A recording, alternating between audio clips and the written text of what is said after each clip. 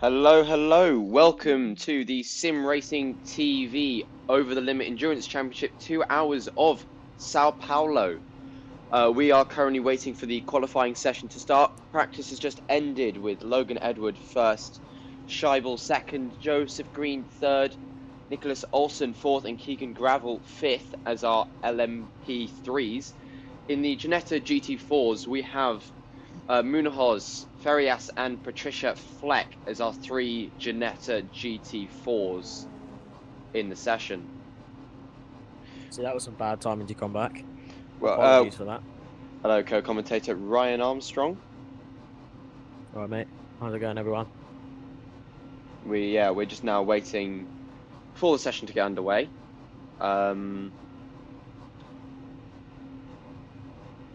Just make sure that no one else has been added. No.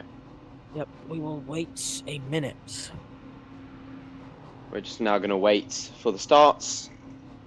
15 viewers already, and we've not even started. That's a good sign. That is very good.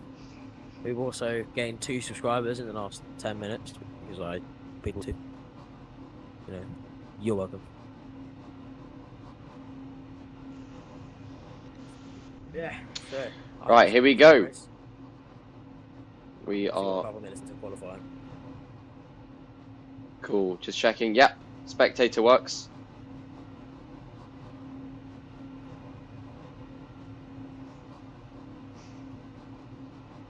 Actually, it might not be. Let me find the chat. Oh. Thank you, Taron. This is very funny. I appreciate that. It's extremely funny. Yeah, well, we've not. This race is very, very funny. Got underway yet, so. Leo, we unfortunately cannot go because the server is taking a hot minute for it to let us Can I put this advance out of to the my next other one? session. No. I have no idea. Would be nice if it just moved on, you know. Yeah. Yeah. Move on, please.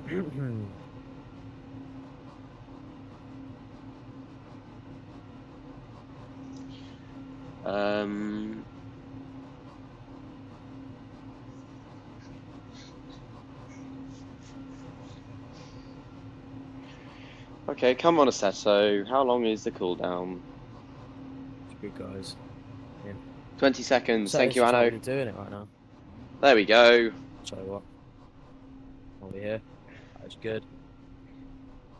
There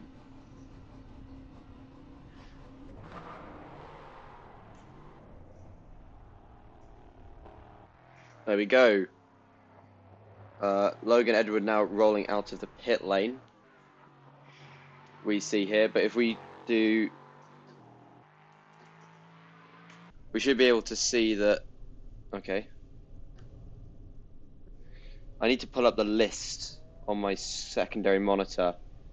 Ryan, I'm gonna send you something. Can you just read it out to me? Yep. Who? Just go. Who is each number? Yeah. Or what do you mean? Oh, the championship standings. No, that's driver IDs. It's for the spectator. So as we see Logan Edward now, he's starting to roll around up to in the second to last sector, middle sector. He's rolling towards the last couple of corners now, entering the final sector, going to start his lap. Yeah, well, Logan Edward is number 7. Yeah, I know that. I'm spectating him right now. Car number 6, Logan Edward, the SRTV racing car. He is here trying to go pole position. He's been setting some good times in the practice and testing servers, coming second place in the testing race after a spin on the final lap. Unfortunately for him, so we now jump on board with Joseph Green. He is 4/10 down through to Luxie on his last what's lap, the point in on these his outlap. numbers? Oh, it's basically I need to type it into the chat so I can actually view the cars because it's single player I see. qualifying. Joe Oh, Green yeah, I coming up. forgot that. It's not giving me any lap time information, sector information, so we're just gonna have to It's wait and 23. see.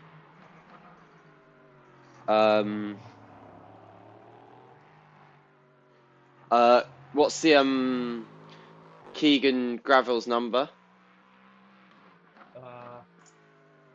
17. Let's have a look over at Keegan here. He is rolling out of the pit lane as we speak.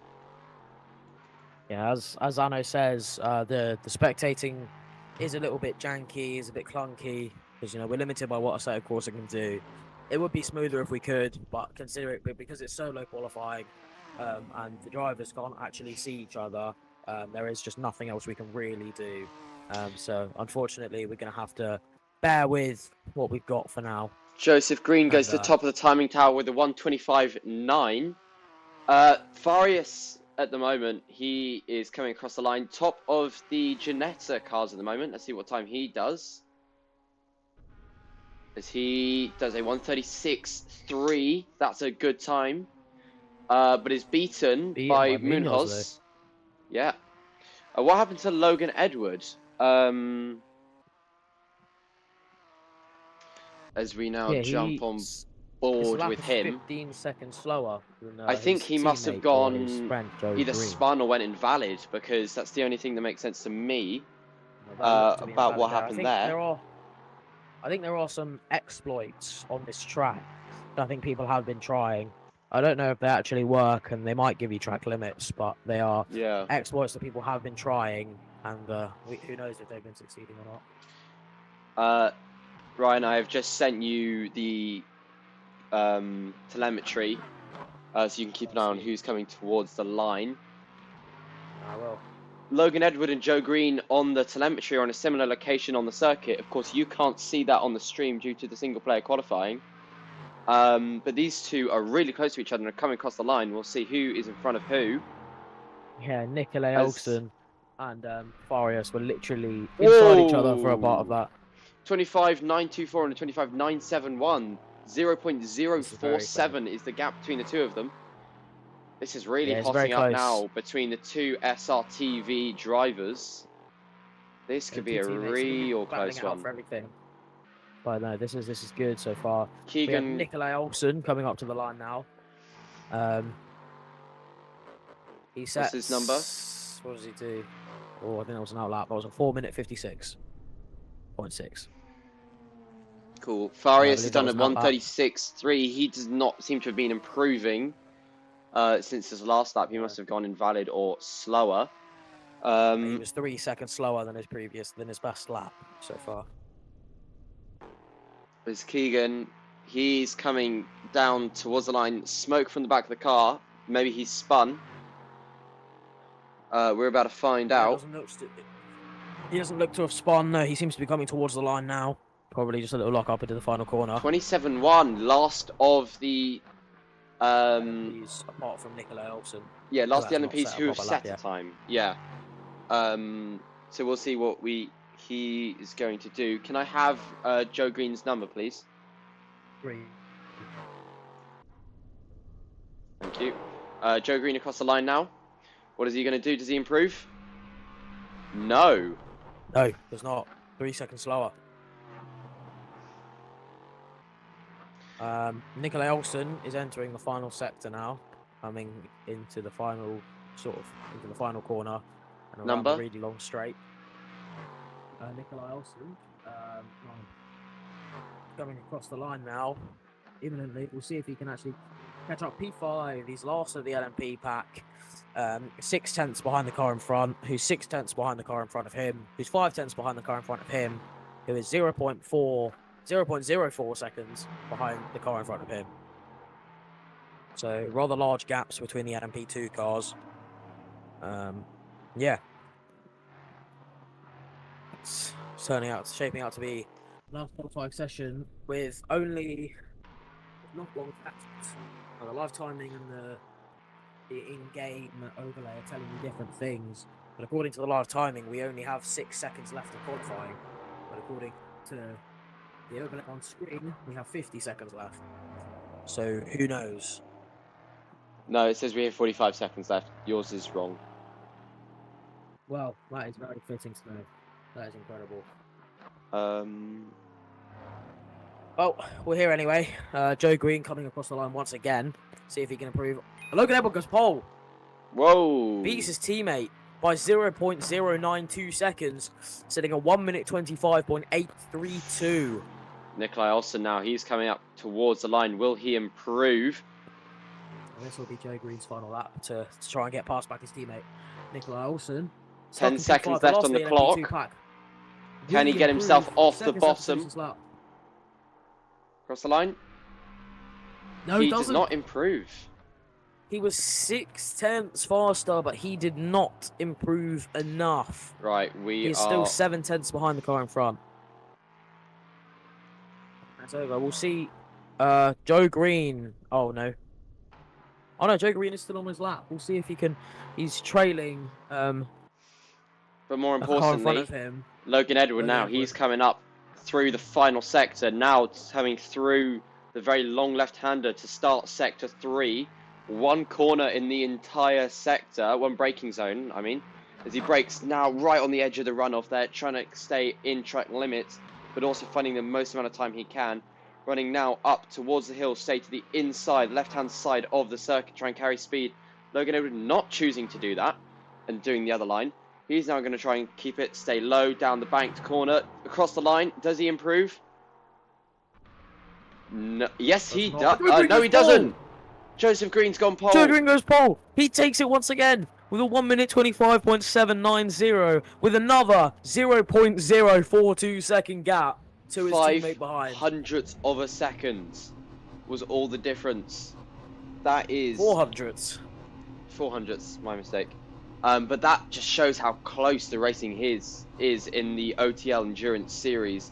There may not be many drivers, but the pack is definitely close together. Nikolai Olsen does improve, but not enough to get him off the bottom. Any other really cars still on circuit? No, we are fully done, I believe. Yeah, that was... Unless Joseph Green is still on a lap. Joe Green is still driving. Yeah, I think Joe Green is still doing a full-in lap. Yeah, I think that was a very interesting. Joe Green took pole by 0.042 seconds, and then Logan Edward took pole by 0.9 seconds or something, and then Joe Green took pole by 0.042 seconds again. Yeah, this does seem to be a parade lap since he has guaranteed himself pole position. Everyone else has finished qualifying. See if he does donuts on the main straight. You better.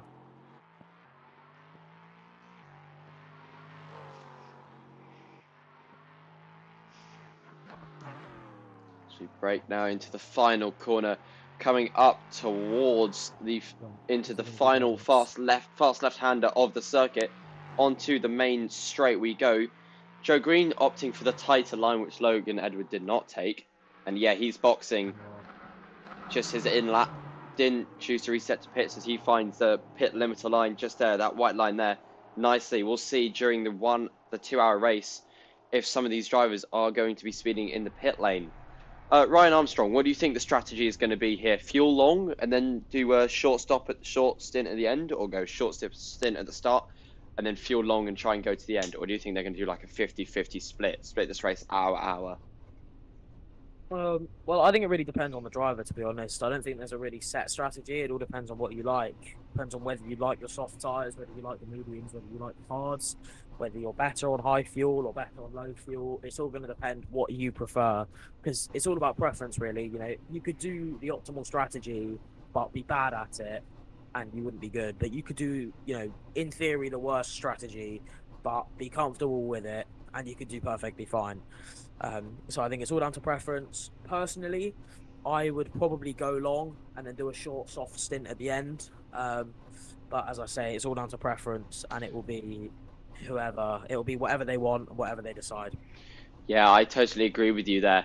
Though the GT4s have been limited to the hard compound tyre only, So we will really see from them, you know, what their pace is like with those hard compound tires, and those tires last about an hour and 20 minutes, or about an hour and a half even.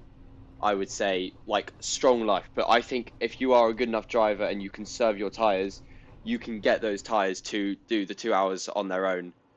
The LMPs, you know, they've got their different strategy where they have, you know, they've got different compounds of tires, so they can do, you know, what they want to do, and they have a bit more choice. And they also, their fuel tank doesn't last the whole 2 hours, whereas the Ginetta GT4s, I believe they do. So we will see. All the cars now on the grid, 5 LMP3s, 3 Ginetta GT4s. We're about to get underway for the formation lap shortly. 2 hours and 2 minutes on the clock, but we do not go green until those 2 minutes are up, and that is your 2 minutes, one single formation lap. So we will now just wait until these cars get going on the grid.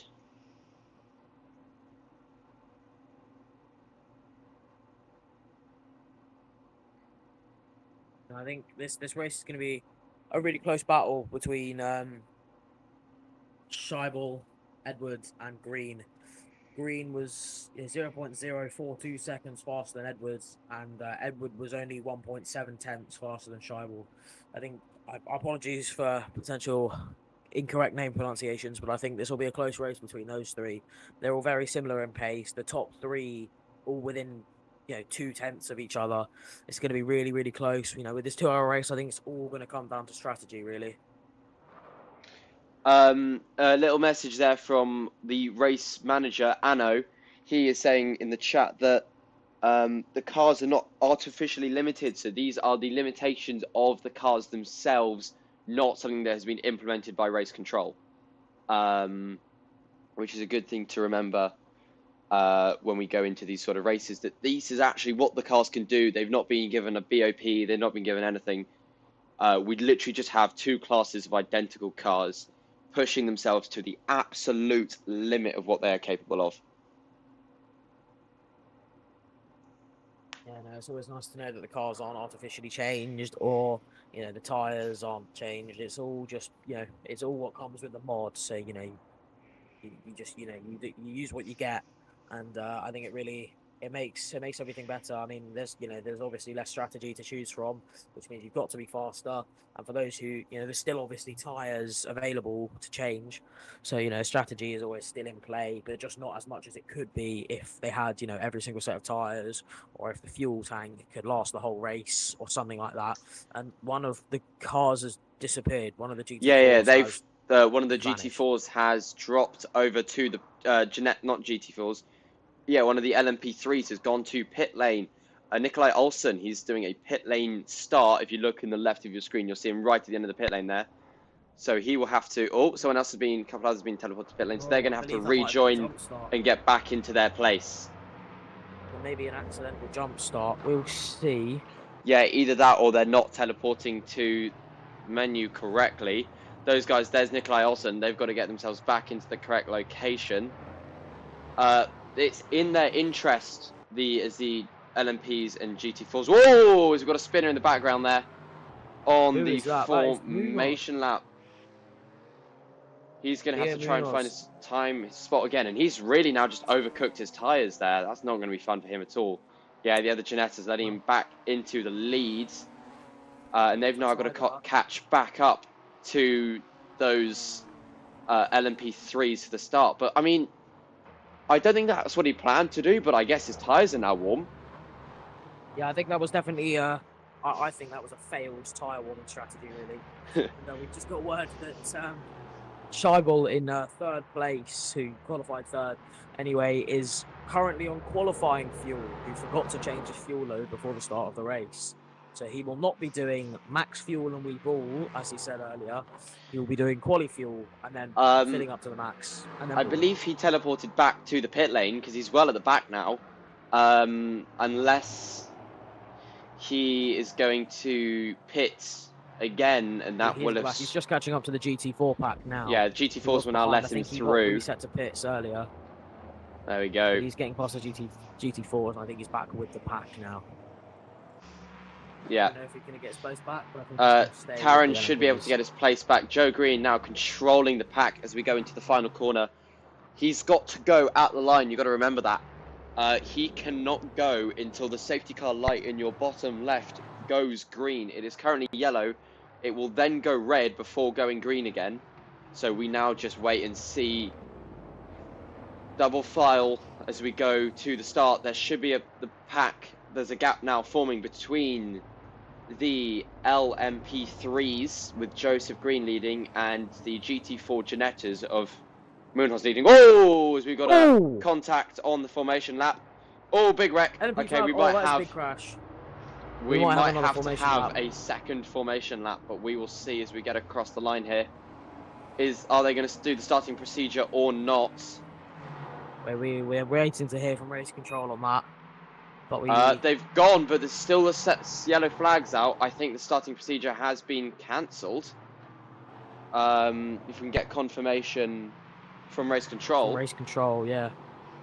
It still says no overtaking, but the drivers do seem to be at racing speeds. They do. We're still waiting to hear from race control. But I mean, I actually think nothing's really happened apart from maybe Bravo might have some damage, but he's already caught back up to the MP pad. He's already got past the PT4, so I think we should be okay for now. Okay, I think it is just a visual glitch, and they've said start. The safety car badge is bugged, is what we're hearing, but it is green flag conditions. So we just see them all racing now. Patricia Fleck has managed to pass Farias, the GT4 in the back, as Patricia runs really wide. Farias, can he find his way past? No, he's going to have to try and hang it round the outside. Does not find a gap. Scheibel's right on the back of Logan Edward here. Battle for P2 as they come now onto the main straight. They're really close now, 2/10 in it, less than that. Can Scheibel find his way past Logan Edward on the main straight, or is he going to have to wait for a dive into turn one? We're about to find out as we come past the pit entry, continuing down the main straight. Can he find a gap? He looks, is he going to look left? Is he going to stay behind? He does look left. Brakes a bit later. No contacts where they've not been able to find a way past. A little bit of bumping, but nothing significant as Scheibel runs a bit wide, and that would have cost him time. Farias has got back past Patricia Fleck there on the main straight, where he's just got that overspeed from the toes. Patricia, whoa, well off. Really lost the car there, trying to keep the position and stay ahead. That is unfortunate. Scheibel is still trying to catch up to Logan Edward. Can he do it? We're about to find out. Bill's got one cut warning. Who does? He's received the Gravel, Keegan Gravel, last Keegan Gravel. The LMP pack. Cool, thank you for letting me know. Logan Edward is catching Joseph Green slowly, and Scheibel is also catching Logan Edward. So these three are going to bunch back up together again relatively soon. As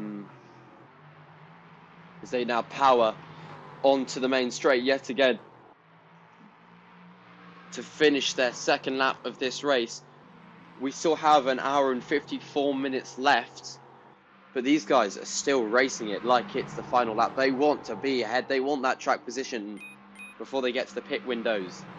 Logan Edward, fastest lap of the session, and also personal best fastest lap. Logan Edward just not finding his way past Joseph Green there, as Joe takes a bit of a different line, holding up Luxie. Scheibel, now Taran Scheibel, he's caught up to Logan Edward because Joseph Green did manage to hold up Edward. So let's see if Scheibel can find his way through or not, as Logan Edward runs wide again. But he seems to be alongside Joseph Green as they go into turn 10, side by side, into the high-speed right-hander. Joseph Green, Logan Edward gets ahead of Joseph Green. Scheibel still behind, but can he find a move set up the through? inside. He's entered up the inside. He's done it. Now around the outside. Do they hold it? Is Maverick going to lose two positions in one sector? Yes, he is. He's not having a good time here. That's devastating. Whoa. Trouble at the inside for the next corner. But it did look like there was a little scruff of contact between Green and Edward when There we Leo go, was able down to the make a little inside. change Doesn't of find it. exchange of paint. He looked at the inside, but wasn't able to get it for Joe Green there. Lost 2 positions in 2 corners. It was unlucky. Scheibel had the outside for 1. He managed to hold him off and then had the inside for the next. But that has allowed Nikolai Olsen to gain just a little bit through the fighting. And now the 3 LMP3 cars are going to, they're going to continue fighting the whole race. And I think it's going to be very interesting. But As we Leo see, Munoz and Farias are fighting. bit of a Switchback maneuver, a nice little switcheroo. very nice That's switchback. what we like to see. This is good racing here. Very different lines through that corner for the 2 GT4s. Maybe a different way they're finding time. Or it was just a very well implemented switchback because it just looked seamless. As Felipe Farias is now looking at the inside of Munoz, and he does get the move ever so slightly. Yeah, he does. Yep. And now Munoz will have the toe down the straight. Leo Munoz, can he find a move again round the outside? Can Leo Munoz find a position down into turn 1? Side by side, and they go into turn 1 of the Interlagos circuit. Round the outside for Leo Munoz. Does he get it to stick? No, he does not. He stays behind. Scheibel on the outside. Edward. No, sorry, 1 second. These 2 are still fighting. As Scheibel and Logan Edward are 3 wide almost, coming now into the final sector. Battling it out. Really just trying to find the space. Joe Green not finding a gap, bouncing on the curb. But these 3 are going neck and neck as they now go onto the main straight. Munoz and Ferris are swap position yet again. Where is Ferris? He's dropped back. I think he must have made a mistake there.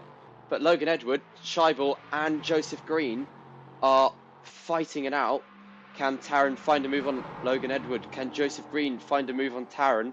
Will either of them find their way past? Taron looks at the inside. Does he get the move? No, they all stay behind, keeping the order into turn 1.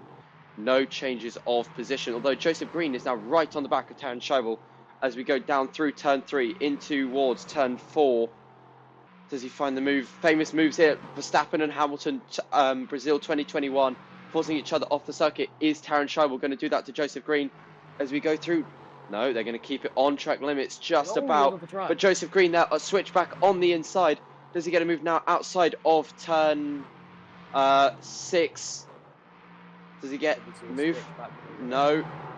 As they continue up through turn 6, very tight corner, very fast. Joseph Green losing the rear a bit, but Joe manages stays behind. No position gained. They keep their order. Munoz there, 1:38.5, fastest lap of the Ginetta GT4s.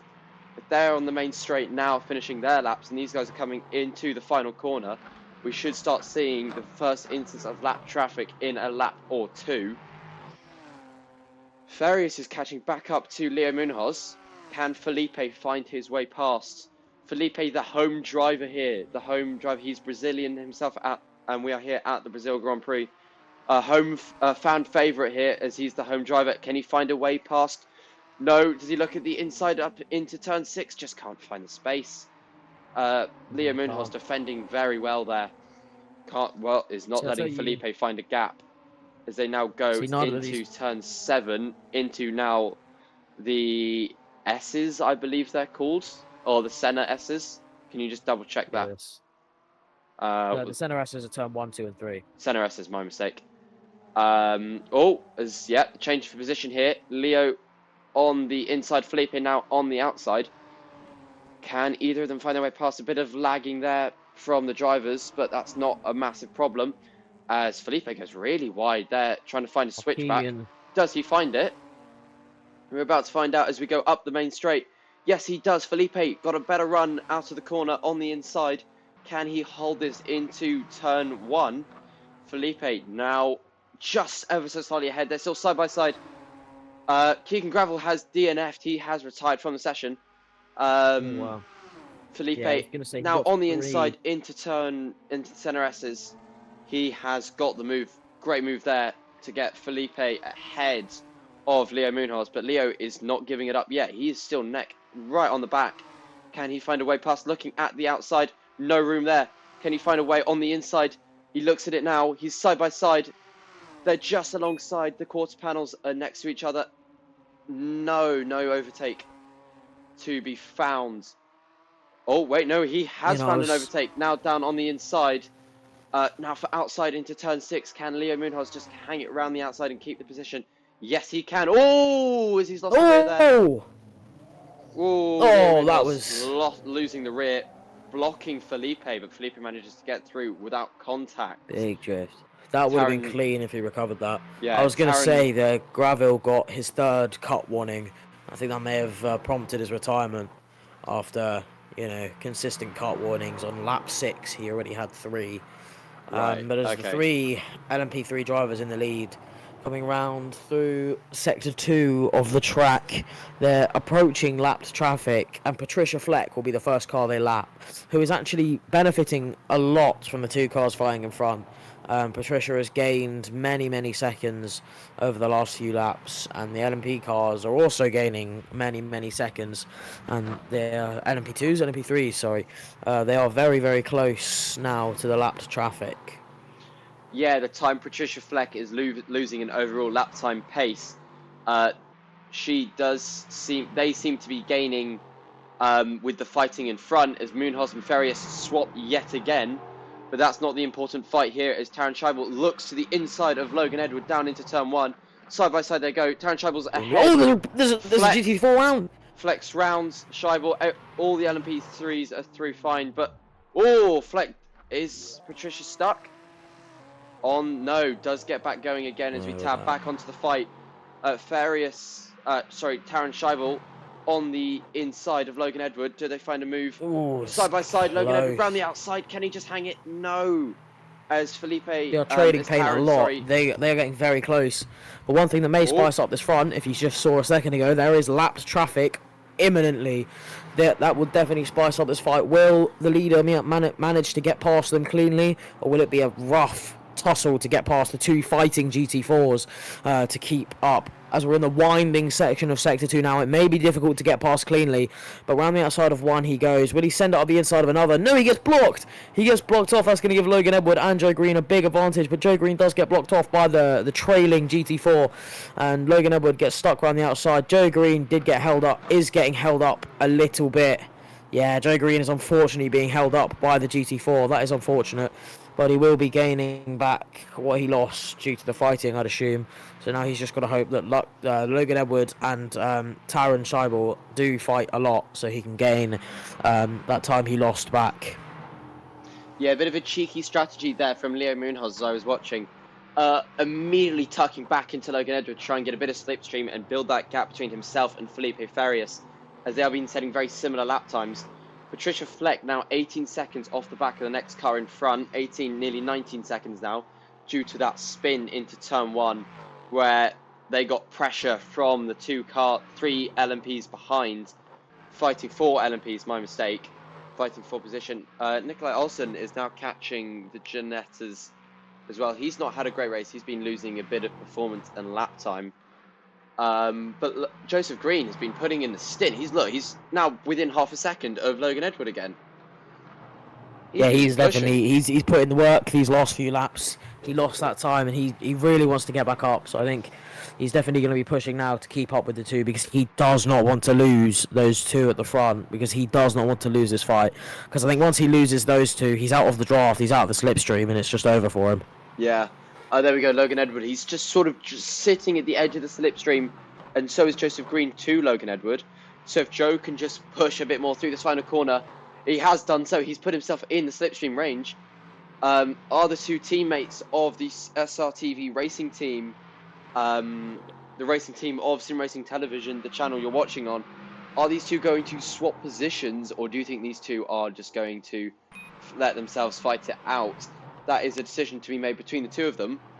But they do seem to be pushing a lot. Oh! Logan Edward round. That was a Taron Scheibel gets a cut warning in the center S's. Probably something happening there. That was a big curse. Logan Edward round on in the center S's. We have no idea what happened there. Near disaster. That was big. Yeah, Logan Edward, I think he just got on the power too early, or carried a bit too much speed, lost the rear end, and almost collected Joseph Green, his teammate, in that. But Joseph Green, with those good reaction times, managed to avoid it without any incidents, but that does mean Taron Scheibel has just built a massive gap between the rest of them. And this could be a Yeah, really now interesting fight now, as they are really spread out now. As their next car that they will be catching is Patricia Fleck, who has just left the Center S's, and Taron Scheibel is coming into the final corner. Very famous for that is that Glock moment in the 2008 Brazilian Grand Prix in Formula One, where the car ran out of fuel, was it from memory, which gave Lewis Hamilton his first ever world championship.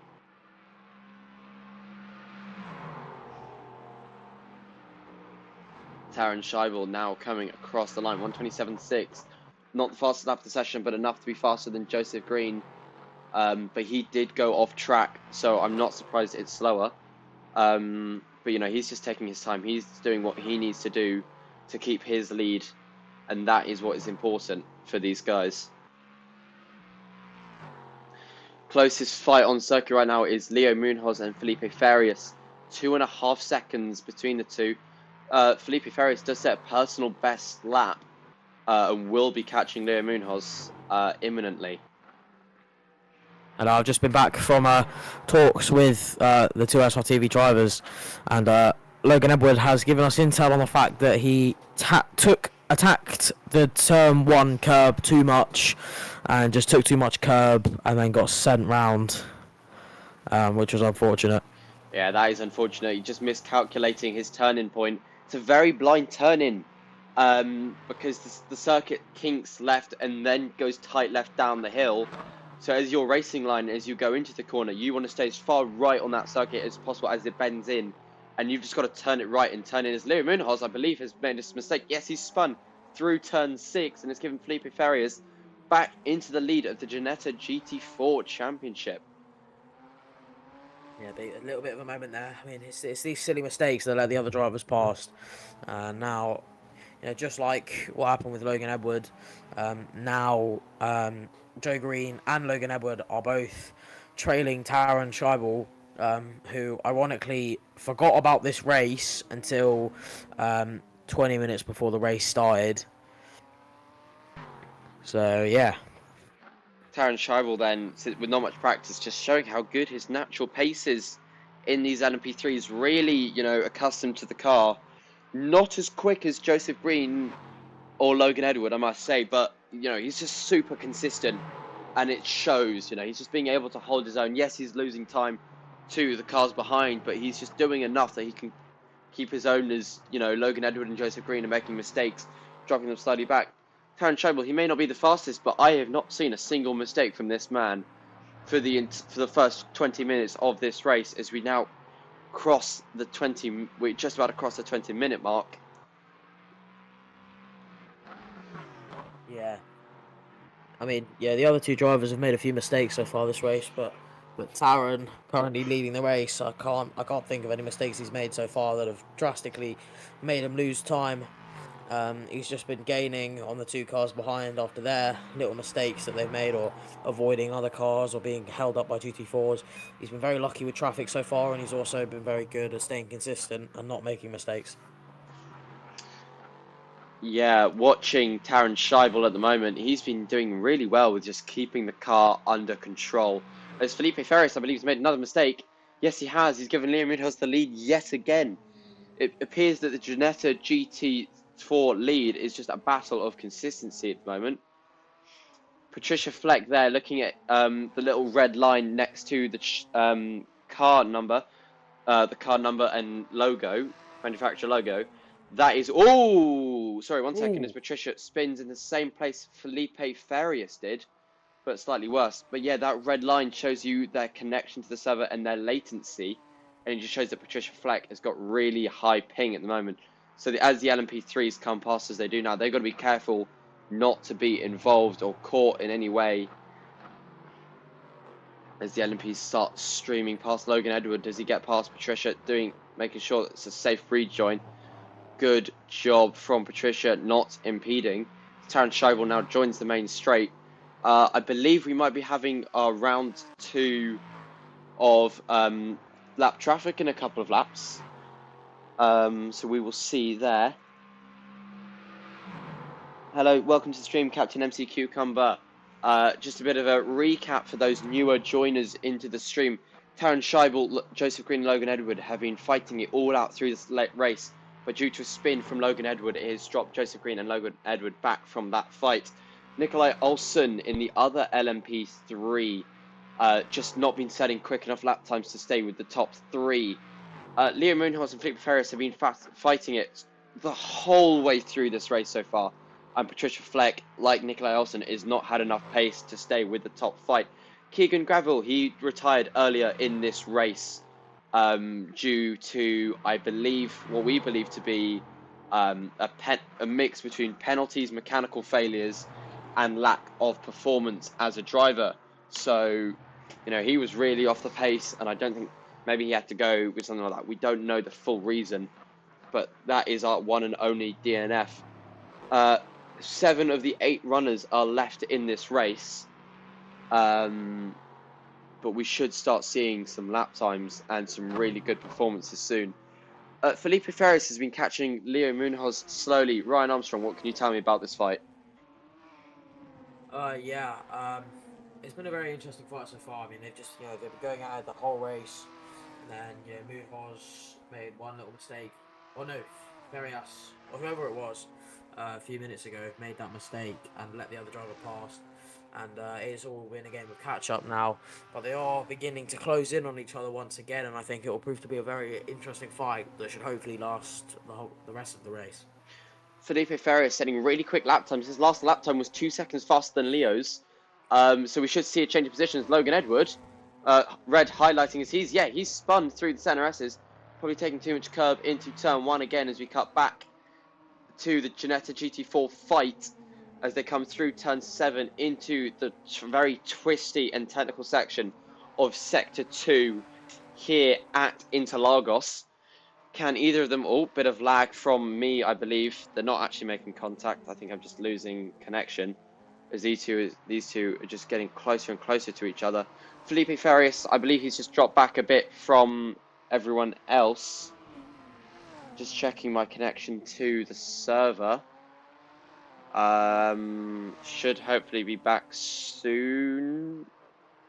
Okay, I think it's back. It's restabilized. Just a bit of a blip there for my connection to the server. They are now coming up towards turn 1. Taking very different lines, trying to find as much time as they can and try and get a position up. Yeah, Felipe Ferris still quicker than Leo Munoz. And really it's showing. All bit of a wiggle there for Felipe, trying to find the limit of grip as they come through the center S's. Can he find a way past? Taron Scheibel setting the fastest lap of the race. They will be catching Felipe Farias relatively quickly. And there we go. We can see Taron Scheibel behind. There he is just in the back there catching Felipe Farias as he has a bit of a slide through turn 4 and 5. Logan Edward making a pit stop. Scheduled, I do not know. Going for that early stop maybe and going for a later stint at the end, or maybe not putting in enough fuel. But interesting strategy there. Felipe, can he find a way past Leo Munoz? And will this fight with Taron Scheibel help with this? Oh, a bit of lag there from my game. Yep, hopefully that'll reconnect shortly. It appears Taron Scheibel's been looking for a move around the outside past these guys. Will my connection stabilize again? I hope so. Oh, running very wide there. Felipe Farias. Oh, what is going on here? Joseph Green is ahead. Taron Scheibel's lost his internet connection. He's got no connection at all, and that's, I think, has made a mistake and has cost him due to that connection, which has given Joseph Green the lead again, which is interesting. Are you sure that wasn't your connection and he spun while your internet was dying? Probably. But also, it did look like he made contact with one of the GT4s, and it did look like there was a big cloud of smoke as he went off the track. Yes, but if you look next to his name and look at his ping bar, it is red through the roof. So I do believe it is his connection, because as you can see here, it's smooth with these three. But Taron, okay, it's not glitching anymore. It's just saying that he's got high ping. Anyway, back to this fight at the top of Ginetta GT4s. They're closing up with one another. Will they find a move up towards turn 6? Having a little look at the inside, but I don't think he's going to go for it. No. He's only going to try and set himself up for turn 7 as they just hug the inside through the double apex of turn 6. So now turn into turn 7. Can they find a way past each other through the second sector? Only time will tell. As, I mean, Felipe, he's just really trying to find a way. It's one thing to catch and another to overtake.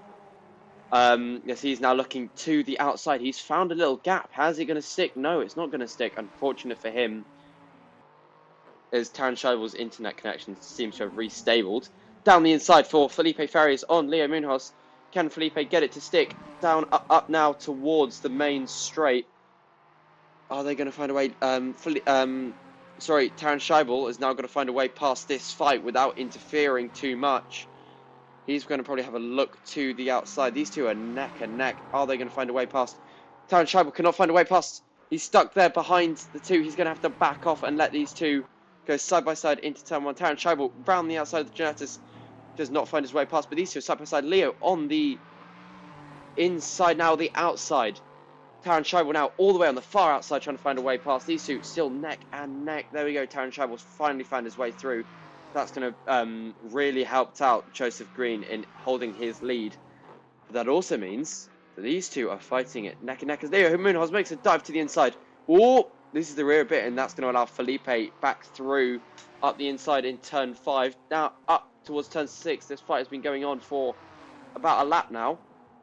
As they go up towards turn 6, can either of them find a way past? Yeah, Leo Munoz on the inside of Felipe Farias, as Felipe made a mistake running wide at turn 6. That's given Leo back ahead. But Felipe's not giving it up. He's looking round the outside but can't find a gap. Is he going to try switch back now into... Well, no, he's going to look for a dive down the inside. Does he get it? Very narrow line. He does just about, but Leo gets the switch back. And he's back into a head. Down, round the outside. Can Leo get it to stick? Yes, he does. Round the outside of Felipe. Felipe again going to dive it up the inside into the final corner. Oh, bit of contact. Leo on the inside. Now, yes, he's got it back on the inside. Felipe on the out. We'll leave them find their way past. Nikolai Olsen now catching the two back lap cars, as my audio has a problem. Leo Munoz on the inside. Felipe on the out. We'll leave them find a position here. Felipe round the outside. Leo tight on the inside. Felipe just finds it round the outside. Really gets the power. Nikolai now going to try and find his way past. He's going to probably do what... he does not do what Taran Scheibel did and go around the outside. He then forces his way up the inside, which is now going to allow Leo, I presume, to find a nice little gap. Yes, he does. He flicks to the far inside. Can he find his way past Felipe? Braking into turn 4. Leo, does he find his way past Felipe? Yes, he does. He's got the inside through turn 5. That should solidify the position. But Leo solidifying the position, but Felipe is not letting him have it. Up the inside of turn 6, through they go. Can Leo find a gap down the inside here into turn 7 as Felipe has regained first in this pack? Leo, can he find his way past this? Felipe runs wide. Leo going to maybe look for a switchback. Ooh, bit of contact, and Leo losing the rear end. Oh, where's Felipe gone? Felipe's lost it. Yeah, I think that contact's really costed this fight and has ended the fight, actually, I believe, between the two of them. That has really, really, really cost them. Yeah, that's not gonna be ideal for either driver, really. Yeah, they both made contact, and that's both their fights temporarily over for now. But he's gonna send it on the inside anyway.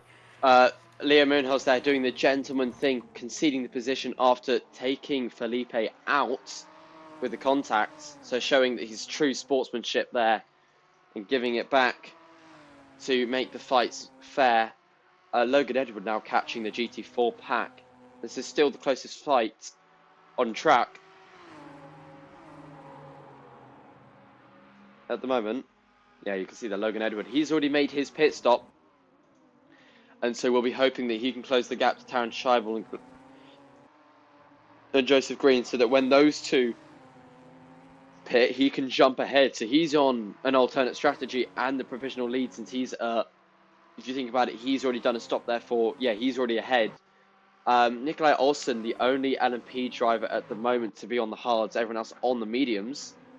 So I believe the mediums is the way to go. There we go. Logan Edwards has just set a purple sector 1, I believe. As he finds his way past Leo and now Felipe, not really being interfered at all. I think he's going for either a fastest lap attempt, as I think Leo there's in the back around has made him. Oh, very big mistake. Going on the inside banking of turn 6. That's really not where you want to be at all at Interlagos. Very difficult area of circuit to recover from, since it's such a steep hill there. If you go off there, that's almost your race over. But Leo managed to just keep it back on the circuit. Yeah, Logan Edward now so much quicker than the cars in front. He's gained 2 seconds this lap as he runs slightly onto the grass. As he now huns up the hill, that's going to sacrifice his time a bit. Is he going to still set the fastest lap of the race? As we are half an hour in, he's done his pit stop onto a fresh set of mediums. Coming across the line. Does he improve? It's not 1:28.1. I don't think that was the fastest time. I think he just lost too much time. But it is enough that allows him to catch up. Oh, it doesn't actually tell me his time. But I think he's doing enough to allow him to catch up. Joe Green's last lap was a 1:27.8, and the fastest lap of the race so far is a 1:26.3. And what was Logan Edwards' last lap time? 1:28.1. Okay, no, so 0.4. No. Oh wait, no, it was a 1:26.4. He was 1/10 off. Okay, yeah, so he is catching, as we thought, as Joseph Green now does a 1:27.2. Logan Edward is only 20 seconds back. He is catching 19, just under 20 seconds, it appears. He's doing really well just to try and catch up to this fight. We've just passed the 50 views mark of the stream, and we're half an hour in. If you are watching the stream and you're not driving at the moment, or if you are a friend of the drivers, make sure to give the stream a good share and see if we can get more people in as we get later into this race. Patricia Fleck doing a 1:45, Nikolai Olsen doing a 1:28. Logan Edward now coming up towards the line. Can he find a way past? I believe the timing board is actually set to gap, to interval, not gap. So he's actually 20 seconds off Nikolai.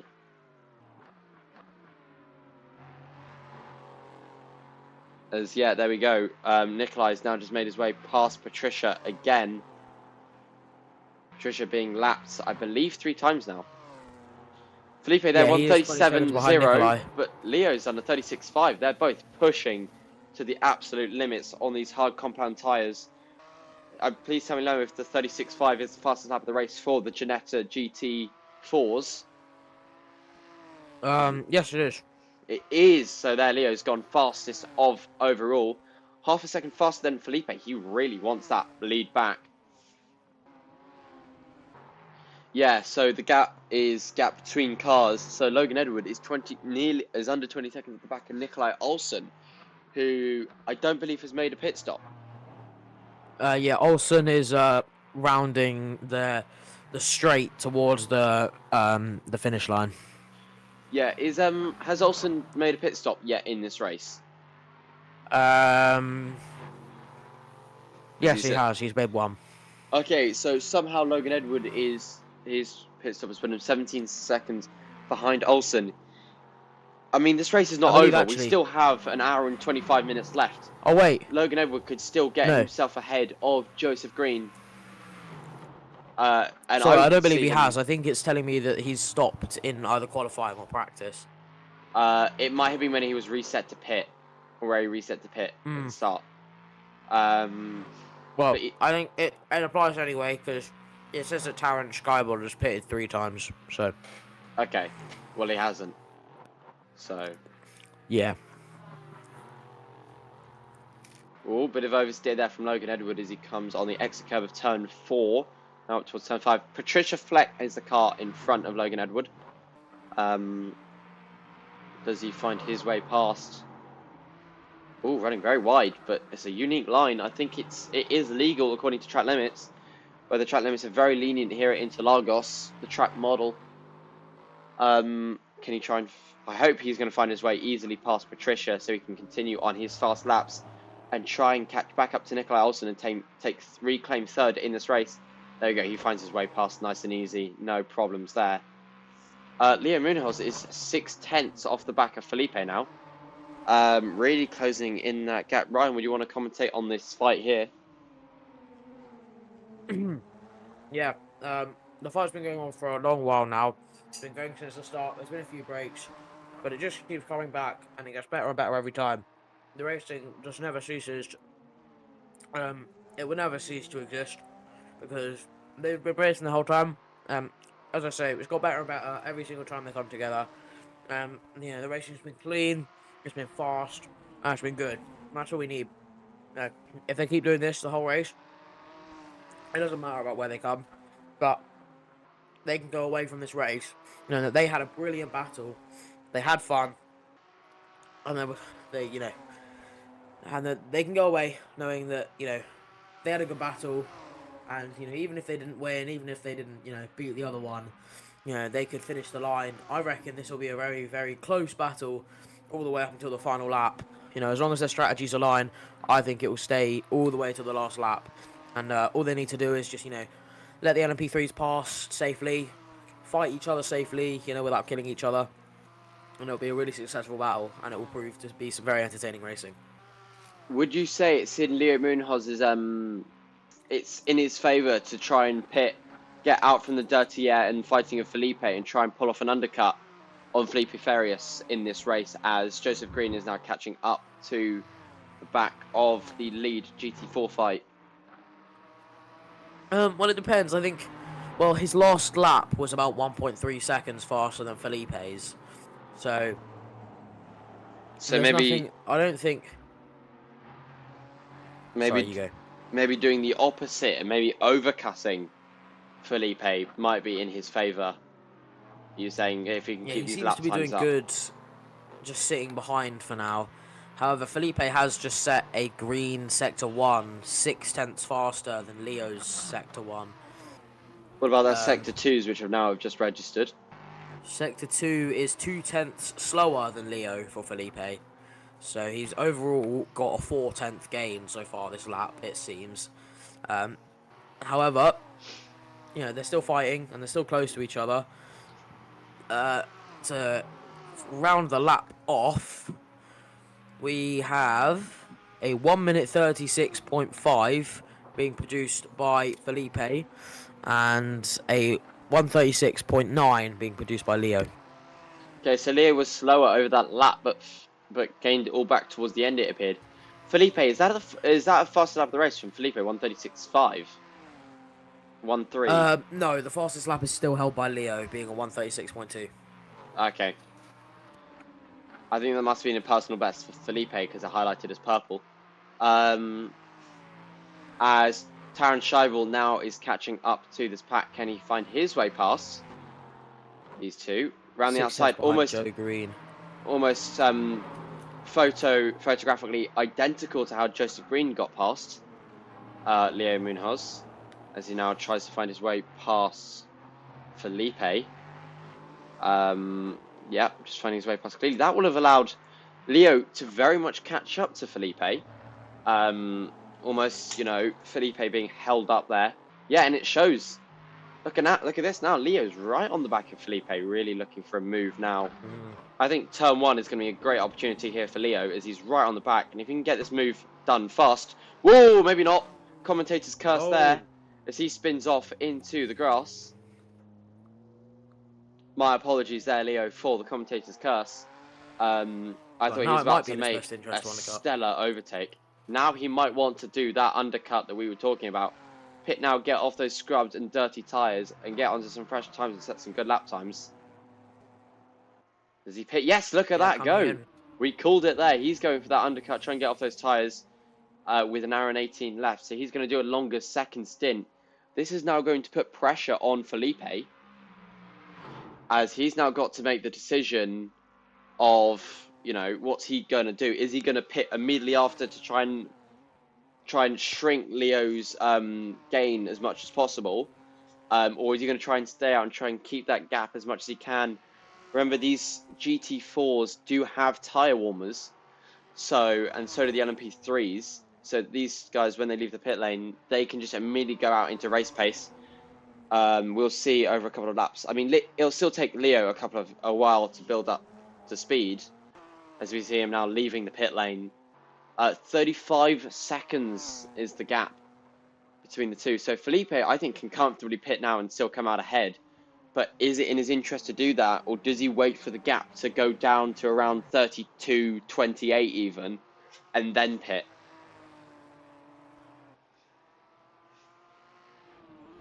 Because if he can try and extend his gap as much as he can, that would be great for him. Because extending his gap would allow him to just push himself further and further ahead. But if that gap is gonna shrink, he's gonna have to think about boxing. He does stay out. He's gonna go and overcut because he is still holding Leo just about behind, and he's got plenty of time to make that decision. The 35 seconds, 36 seconds even, that he's got to Leo behind is plenty of time for him to make a pit stop and the right call for his strategy before boxing, because the pit delta time is around, I believe, 25 to 28 seconds here. 25 if they can get it just right, 28 if it's a bit of a slower stop. So I think it's best interest for Leo to try and for Felipe even try and shrink that gap as much as he can, because if he can, or if he pits now and he can put a bit more fuel in, do tires, be a bit more comfortable with repairs and stuff like that, and still come out ahead. But if he was want to try and really just keep that track position, try and do a short stop, get out ahead and just serve as mandatory without losing too much time to Leo behind. Leo is catching. He's got about a second this lap so far, and we are still in sector 2. So I do believe. Oh, sorry, getting a bit tired. I do believe that Leo is. If Felipe pits now, Leo will not have enough to try and catch Felipe. But again, it's Felipe's call. Does he box? Does he stay out? Because the gap has been falling, but has it been falling enough to scare Felipe into maybe a pit stop scheduled earlier than what he wanted to do? As he runs really wide there. No, he's not showing any signs of threat. He is not scared by Leo's pit stop. And he's going to stick to his strategy to try and give him the best chance of winning. I guarantee you Leo pitted earlier than expected, as we can see Nikolai Olsen now catching Felipe, seemingly he's about to pass to gain the position.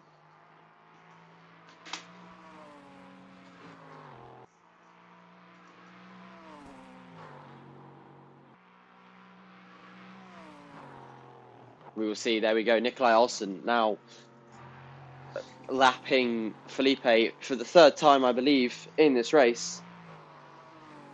We still have an hour and 15 on the clock. Still have plenty of time left for the action to happen and for the exciting moments in this race. As we now round through turn 7. And yeah, Leo Munoz now it's 32 point, nearly 30, just under 33 seconds. He's putting the pressure on Felipe here. I mean, if something is going to happen, it is going to be soon. He is really putting the pressure on, setting really good lap times and really good pace compared to Felipe. Just closing in that gap, just taking bite after bite after bite of the tasty, scrumptious burger that is Felipe. And he's just trying to get that closer and closer and closer. Bit of a weird analogy. That was a terrible analogy. What was that? Anyway, last lap, Leo went roughly 2 seconds faster than Felipe. Yeah, it shows in the lap times as Logan Edward now tries to find his way past Felipe. Takes not a curb into turn 1, but he does find his way past without sacrificing either of them too much. Logan Edwards closed the gap to Nikolai Olsen. You can see the two now, they're 7 seconds. They can see each other. It's getting close, but Terence Scheibel is also 5 seconds on the back of Joe Green and is also catching. So 2 fights, I think, are about to emerge here for positions. I mean, let's see, if Terence Scheibel and Joseph Green were to pit, it would put them under threat from. It would allow Nikolai Olsen to be sort of close to the fight, but I don't think Logan Edwards would be close enough after all the significant mistakes he's made in this race. You've just got to pray for him that he can keep it under control and keep it okay. Yeah, Leo Moonhouse now 30 seconds now. 35 when it was a couple laps ago when he came into the box. Leo's really got to think about pitting now if he wants a chance. Felipe, has got to think about pitting. It's been 3 laps since the pit stop, and he's already gained 5 seconds. You know, if that doesn't worry the car in front, and, you know, he's pretty fearless, to be honest, because that is a scary number. 3 laps, 5 seconds gained, and if he leaves it too long, he'll make a pit stop and come up behind the car behind him. Yeah, Felipe's got to think about that decision soon, otherwise Leo will be right on the back of him. As they come now down here. Logan Edwards seems to be now lapping Patricia Fleck. That does appear to be car 56 here today. I've just noticed Terence Scheibel and Joseph Green have registered as the same number.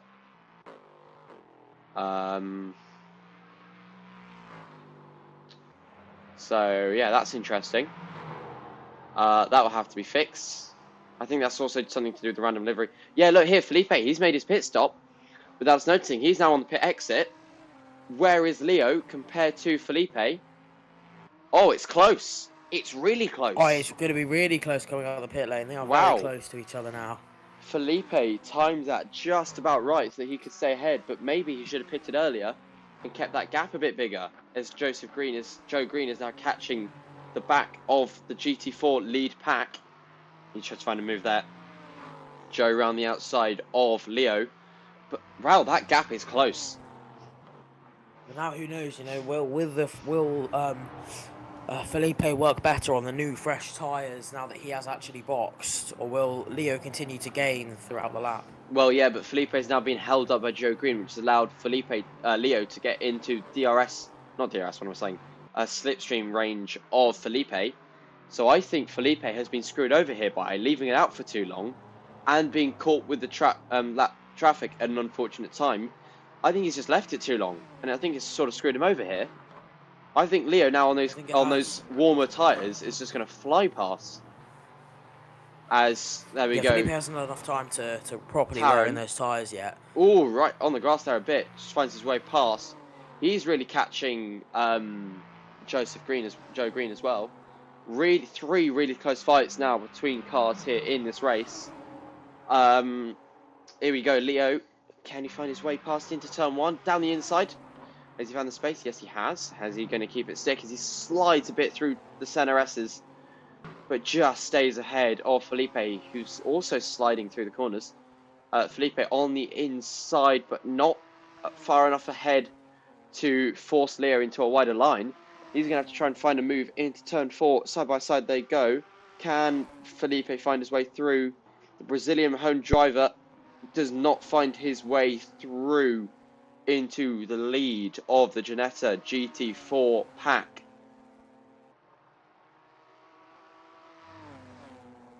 Back up towards turn 6 they go. Just pushing. Can Felipe find a way past Leo? Can Leo keep Felipe behind? We will find out soon. We'll find out any moment now as they come through Sector 2, heading up towards Sector 3. Great opportunity here for an overtake as Felipe is showing us now down the inside, putting the pressure on Leo, forcing him wide. But Leo's got the inside through the second to last corner into the final braking zone of the circuit. Leo on the outside, Felipe on the in. Bit of a slide there for Felipe.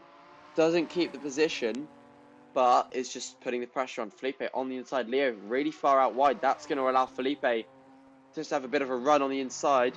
Side by side they go. Drag race to the line. Will either of them find a move into turn 1? Here we go. Up and up and up over the crest of the main straight. Down towards turn 1. Very break into turn 1. Slide a bit there for Felipe. Whoa, Leo takes way too much curb. Oh, he's round and into the wall.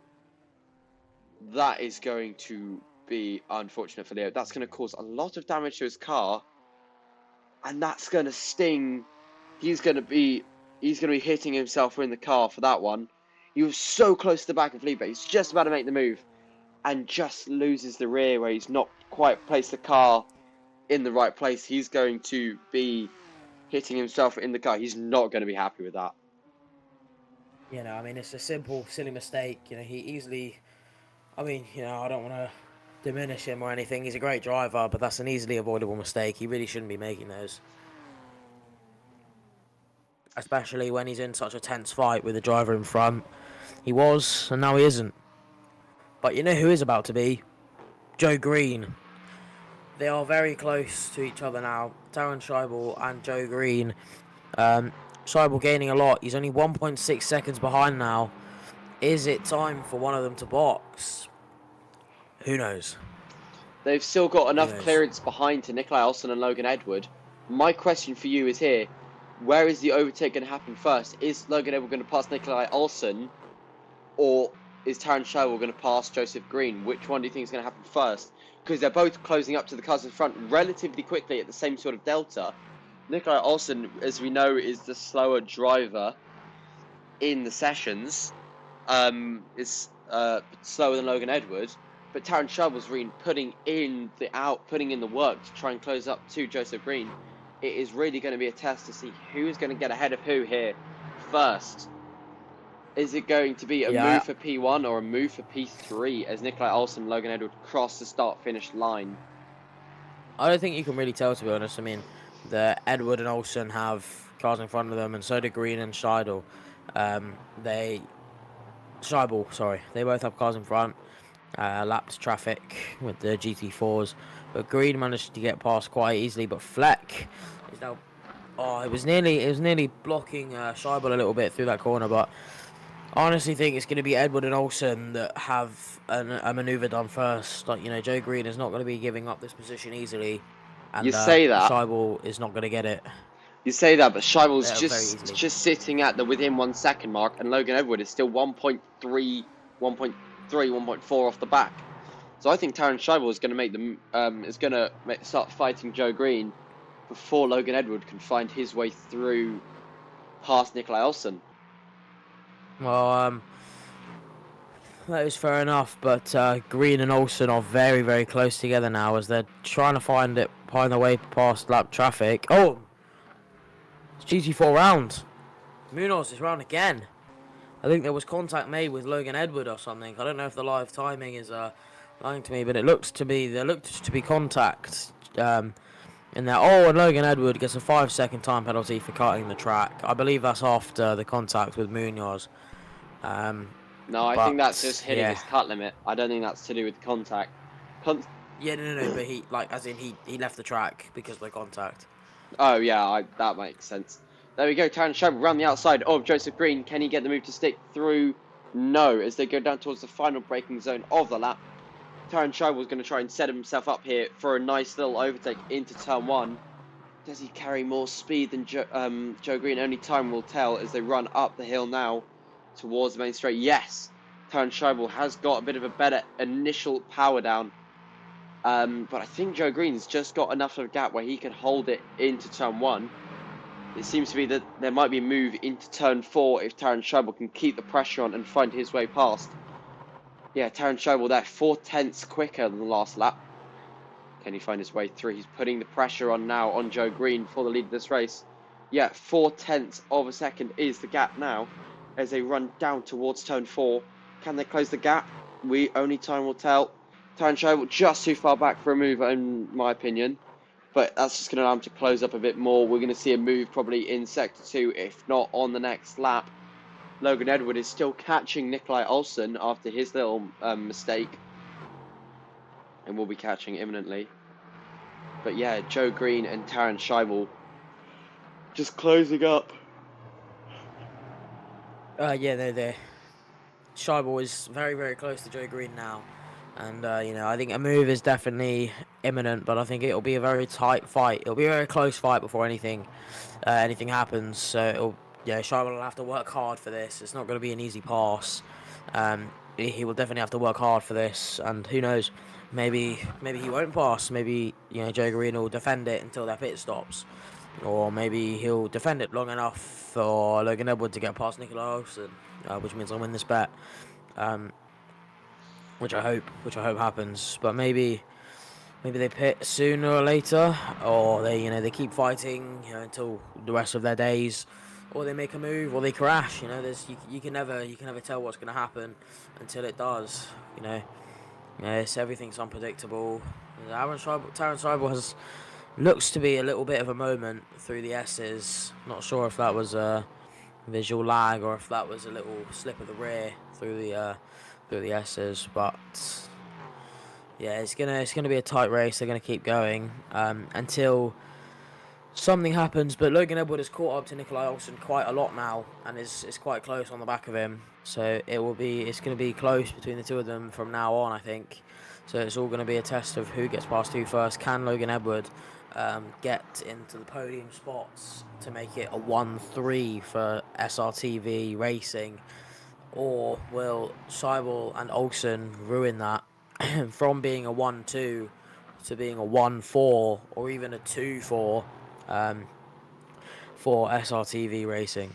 The LMP3 Driver of the Day poll has gone out into the chat. If you wish to vote for who you believe is going to be your driver of the day, or who you think has been the best LMP3 driver, who you think is going to be the best LMP3 driver so far in the first hour, as Terence Seibel makes his pit stop before overtaking Joe Green.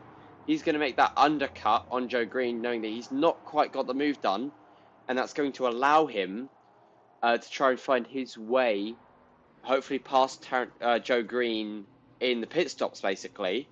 And also, the gap between Terence Seibel and Nikolai Olsen is a lot greater than it used to be, so he's got clearance on the cars behind, as Logan Edward now makes the move past Terence Seibel, now makes the move past Nikolai Olsen for P3. So a good recovery there for Logan Edward as he runs on the grass a bit, which is going to allow Nikolai back on the inside. Maybe no, he's not quite. So I only just realised they got past each other, to be honest. I was a bit zoned out looking at the times. But yeah, so it looks like I win that bet. Oh, Nikolai of the overtake first. He's trying to find a way past Terence Seibel. Where is he on exit? He's still in the pit lane. As they nearly have contact with Patricia going slow there. But wow, okay, so Terence Seibel is in the pit lane a lot longer than expected. Maybe trying to repair some damage. But look how far behind he is. So maybe is the LMP3 pit stop time longer than expected?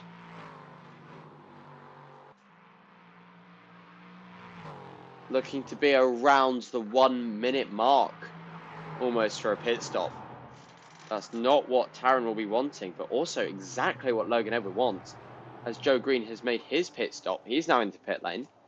Will Logan Edward retake the lead of this race as we cross the 1 hour mark? Or will Joseph Green retain the lead? He comes into his stop.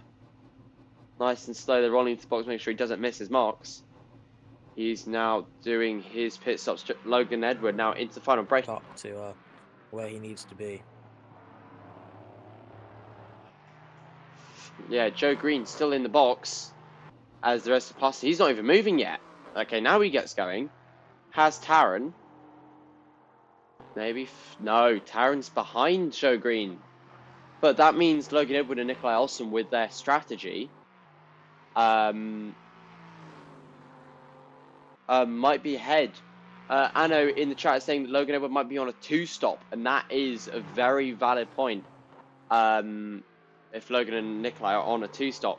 But, I mean, if I was Logan, he's been on those tyres for what? Maybe 20 minutes now? 20, 30 minutes? Yeah, he's been on those tyres. He boxed 24 laps ago. Yeah, and, so... Joe Green and Seibel have only just pitted one. And, okay, so yeah, maybe he's been on those tyres for just over half an hour now. And I'm convinced Logan Edward, he's pretty good on his tyres. He's really good at tyre saving when he doesn't have a mistake or doesn't make a spin, which he's not really had this stint so far. He did at the start of the race, but not in this stint. Just a couple points of contact as Joe Green's looks like he's power sliding through, but I'm going to presume that that's connection. But yeah, I think Logan Edward can actually go to the end of this race. I think he's got the ability to save tyres, and you can see that Nikolai Olsen is catching him, which shows that, he's not pushing. He's trying to look after those tyres. He's trying to, get it to the end. And I think that is Logan Edwards' goal. And I think that would work a lot more if Nikolai Olsen can hold up Joe Green in this race. But then again, the top three are all Sim Racing TV teammates. The SRTV Racing factory team, they're all teammates. So if those three were to fight with each other, it would really cost them. As, it would cost them as a team if something was to go wrong. But are they prioritising? Are they picking favourites? As Nikolai Olsen is dropping off the back of Logan Edward, and Joe Green is catching Nikolai at supersonic speeds relative to motorsports. And Taron Scheibel, yeah, he's just sort of holding the same pace as Joe Green. Of course, he made his pit stop early. The undercut not working out for Taron, where his tyres were probably too cold, and the overcut for Joe just worked out well. That is what Felipe will have wanted to have done earlier in this race, and that sort of style of undercut.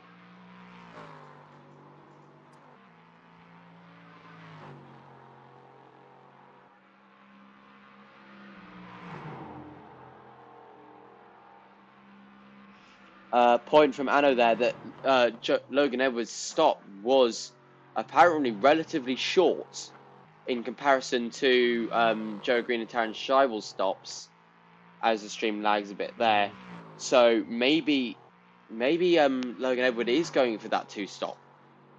That's true. If his stop was very short, then obviously he hasn't refueled, and as Anno, our race director, has pointed out, the cars do not have enough fuel to go till the end. So we'll see how it pans out, and we'll see if the 2-stop works, or if he is even on a 2-stop. We'll see if he actually, if he manages to go all the way to the end. I mean, just absolute monstrous amounts of lift and coast until the end of the race. Yeah, but very true. Joseph Green is catching Nikolai, and Nikolai is not catching Logan Edward. Also, Joseph Green on his second stint is on the hard compound of tyres, so he's definitely going to the end. Taron thinking he can get the mediums, he can drag the mediums to the end as well. So yeah, Taron's probably going to Taron's probably going to the end, but he's going to have a bit more tyre wear till the end of this race. Joe Green thinks he's going to carry it to the end. I think he's... Oh, no! He spun it again on the curb. He's off. That's going to really have cost Logan Edward there, and will have absolutely have destroyed his race and his chances of getting a win here, as Joseph Green there makes the overtake ahead. It's still an SRTV 1, 2, 3, but a very different order to what it was one or two laps ago. Yeah, Logan Edward is going to have to try and push to try and get back in this race, or is he going to try and be a bit more of a team player, knowing that he's almost lost his chance of a race win, and try and hold onto that podium and keep Taron Scheibel behind?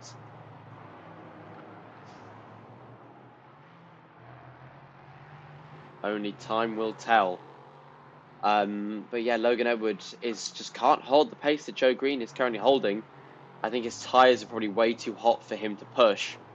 And he's been on those tyres for maybe 40, 45 minutes now. He might even want to get off those mediums and onto another set of mediums. Instead of onto... Since I think it's too late in this race to go onto a set of hards.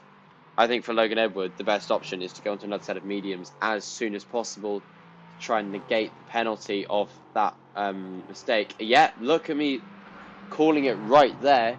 Logan Edward making his stop there after his spin. He's going to go onto another set of mediums. I guarantee it's another short stop, and he's going to see if he can try and regain that time.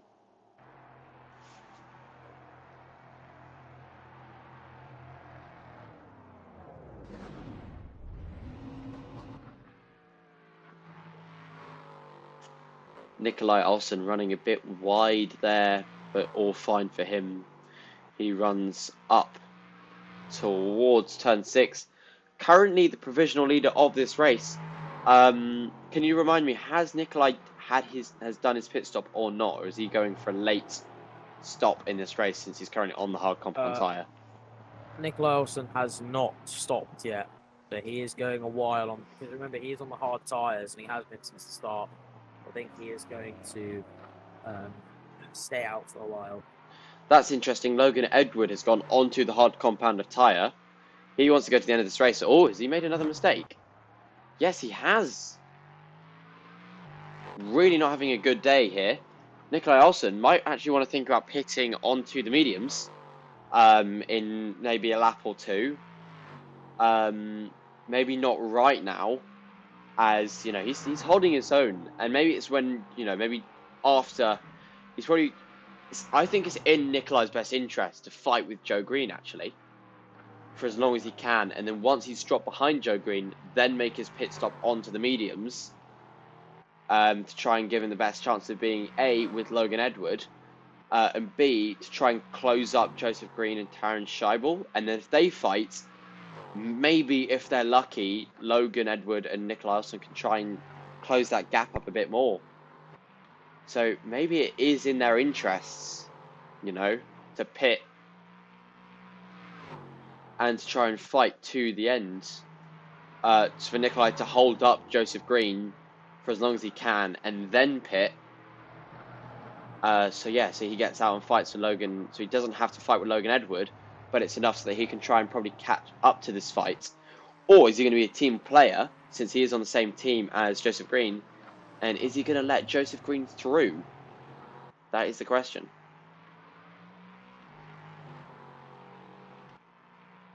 Yeah, I mean, it's, who knows? As I say, we still never know what's going to happen. And, there's always going to be variation, and there's always going to be different things that happen, and we'll never know until it does. I keep saying that, but I really do mean it. There's everything's on the cards here. There's no telling what's going to happen throughout the rest of this race, and you just have to wait and see.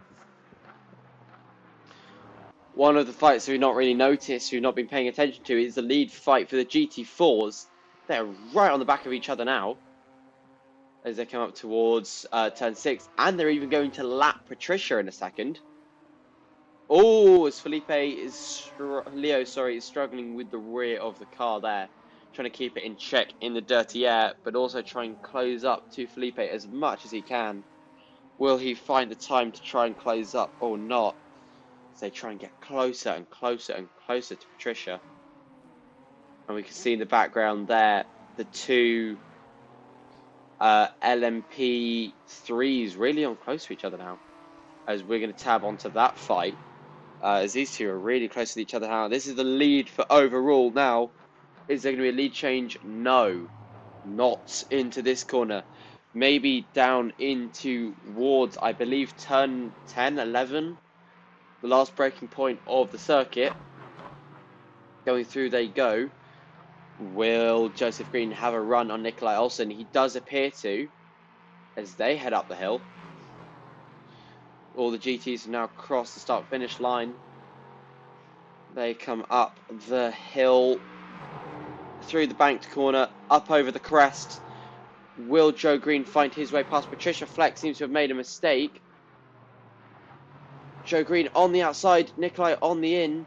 There's Patricia in a really awkward position. As we see the two GT4s fighting away. Patricia still stops. Nikolai has dropped behind Maverick. But Taryn has also closed up a lot.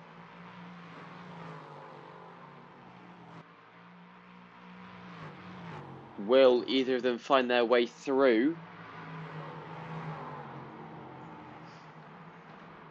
Not really.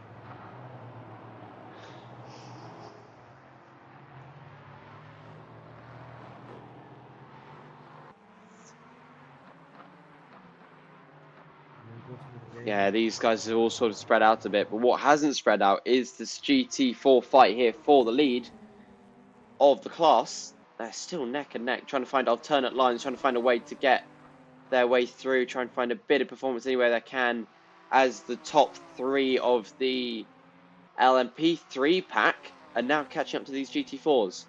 We were 10 minutes into this race, and this is what the gaps were looking like. Really close together. We are now well over an hour into this race, and they're still close together. We've had gaps where they're really spread out. It just shows endurance racing, they all tend to close back up again. Strategy and everything. They really work their strategy as well to bring themselves back into the fights with each other. And it just shows as these guys are really close with each other now. There we go. Joe Green navigating his way through the GT4s. As the LMP3s behind are probably going to start looking at fighting maybe. Or they're going to wait, try and pass the GT4s and then fight. Only time will tell. Logan Edward appears to have made another mistake, but we're not going to tab onto that. Logan Edward has retired from the race as we have this absolute carnage here, all fighting it through. One after the other. Will they find their way past each other safely? Somewhat. They all are through cleanly, all in the correct order. But that was very chaotic. And it has closed up everyone. Logan Edward has appeared to have retired later around the circuit. Logan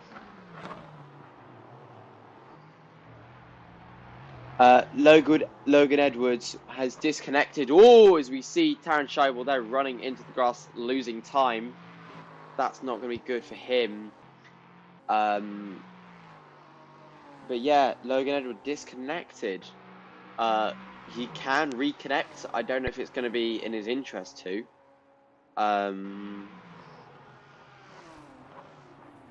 But that's unfortunate for him. 3 runners left of each class. 1 retirement from each class. 2 overall DNFs, 6 overall still running. Patricia Fleck has been lapped by everybody in this race, may I add, including the cars of their own class. Leo and Felipe, though, have still been fighting this entire race for the race lead here of the Ginetta GT4 pack. But the LMP3s are starting to hot up again as Taron Scheibel is getting near the back of Nikolai Olsen, and Joe Green's been able to sort of build that gap that he needs to sort of run away. As Patricia Fleck makes a pit stop, I believe the second stop of the race for Patricia, as Taron Scheibel's found his way past Nikolai Olsen, as we tab onto that a bit late. Maybe Nikolai made a mistake, but Taron's just made that move look really easy and really clean overtake through this section.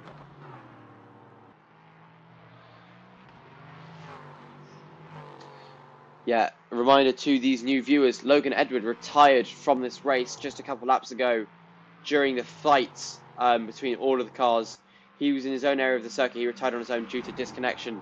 I believe Nikolai Olsen, yep, he's in for his stop. As we saw in the background there, and as we now cut onto. He's making his mandatory stop, I believe, this late into the race. He's done an hour and 15 minutes on those hard compound tyres and on that fuel load. He's now going to make a stop probably onto the mediums and go to the end of this race. Joseph Green and Taron Scheibel now, the true fight for the lead here, and the fight for the overall win, is 6.7 seconds. But the fight for the GT3 pack is under half a second now. It's 3/10 as they come down towards turn 4 here. Will either find their way through, maybe look at the inside. No, he's going to stay behind. Through turn 4 they go right out onto the curb, trying to find the line. Bit of dirty air from the car in front for Leo.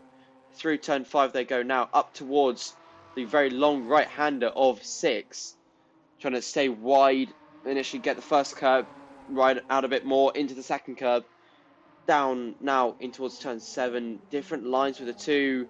Felipe started to go a bit defensive, taking more of those narrower lines to stop Leo from looking at the inside. But Leo, as we know, has been very good at the switchbacks. So if Felipe tries to defend too hard, I guarantee you Leo will spot onto it and get a nice little switchback into the lead. Nikolai Olsen, I believe, has made a mistake. Yes, he's spun in the pit lane. Nikolai Olsen has spun in the pit lane out of all places, on the pit exit, and has got back going again. That is a really weird place to spin, I'm going to be honest. Here we go, Felipe and Leo. The gaps have grown a little bit, but they are still close to one another.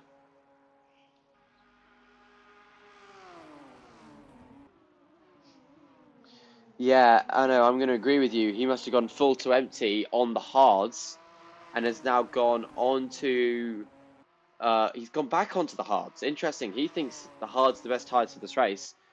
With 42 minutes on the clock, I probably would have gone onto the mediums. What about you, Ryan Armstrong? Yeah, I mean, I think I don't know. As I say earlier, for me, it's all about preference. To be honest, I mean, it might obviously that might sound like I don't really know what I'm talking about, and I'll be honest, I don't really. But I really think it's all down to preference, and it depends. I mean, if you can't handle being on the lesser grip of the hards, I think you just shouldn't even try. And I think you need to. That's what you need to test. You need to figure that out. You need to see and know what you're talking about and what you're doing, because you can't risk going on lesser grip tires or making these mistakes and then spinning and ruining your race, especially in the pit lane.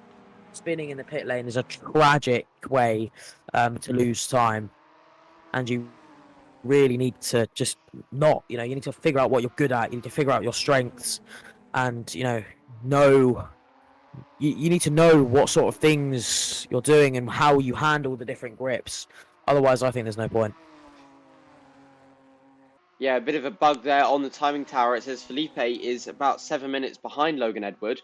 That is not true. Logan Edward is retired, so it is literally just them unlapping themselves from the results. 136.2, so close to the fastest lap of the Ginetta pack. 136.1 is the fastest lap, but a personal best for Felipe.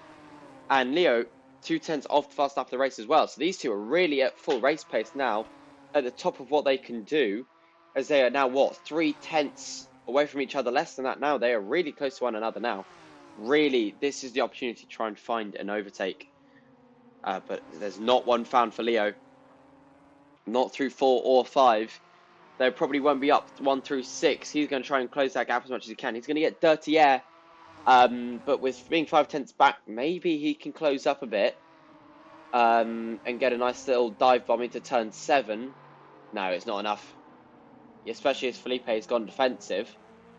That is going to allow Leo to close up a lot. But I mean, yeah, Felipe going defensive has really sort of screwed him over there, and has allowed Leo to sort of close back up more on what he actually probably had. As there we go, they passed Logan Edwards' former car. Oh, Nikolai has spun there. Just a bit of a mistake there for Nikolai. I believe he's been lapped by Joe Green. Or, yes, I believe he has. Going back onto this fight here. Patricia's Fleck, personal best 38.3. Still 3 seconds off what these top guys are doing. Or 2 seconds in this case. On this lap. But yeah, half a second in it for the lead of the GT4 pack. They are just staying on one another as much as they can. Can either of them find their way through?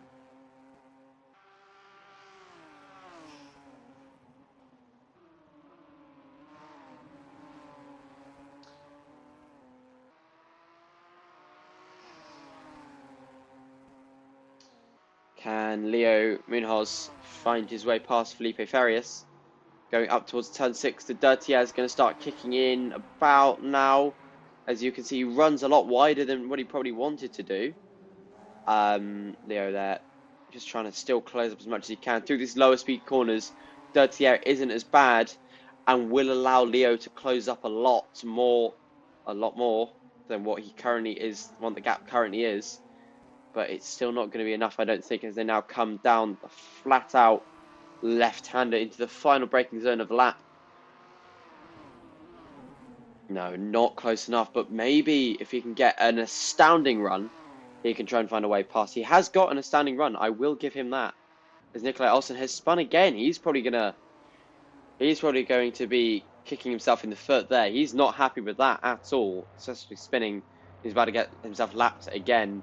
It might be in his interest to make another pit stop and just get onto some fresher tyres. 35.7s from both of them. That's got to be fastest laps of the race. As they're 2/10 now off each other. Leo's going to try and find a move through the last of the centre S's. Down towards turn 4 they go. Will a move be found? As Patricia Fleck is going to be lapped for the second time, I believe. Whoa! Leo spun. Commentator's curse. He's striking once again. Leo so close to making an overtake and just drops back. Felipe has also made a mistake. Both of them have made a mistake. Leo Munoz has got a 5-second time penalty for cutting with his mistake. So Leo has actually made his way past after both of them making those mistakes and spinning. That is not what they want at all, but that has worked out in their favours.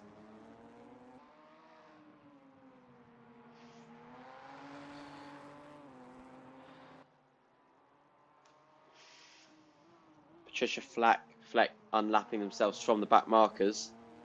Joseph Green, Taryn Scheibel, Nikolai Olsen, Leo Munoz, Felipe Ferris and Patricia Fleck is the current running order. We've passed 60 viewers on the stream. Running wide a bit there for Leo. He's got to keep that car on the road if he wants to try and keep ahead of Felipe. Yeah, as it shows, Felipe's got a better run because Leo was on the grass. That's not what he would have wanted at all. Yeah, my throat's starting to dry up a bit after commentating for about an hour and 20 minutes so far. Leo, he's just, he's trying to play it safe. Going through turn 3 now of the center S's. Power down the straight. He's closing up to Patricia. And will lap. And will lap a car of his fellow class for maybe the second time this race. Oh, bit of a slide there, but keeps it in check. All good there. Nothing too bad. Nothing too significant for their race.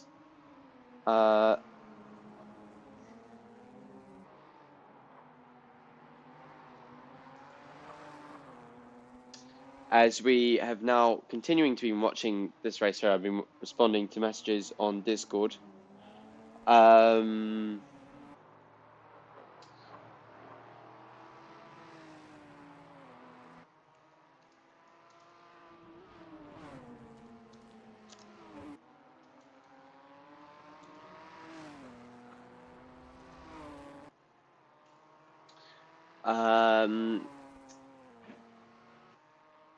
They are now going on to the main straight here, just taking their time.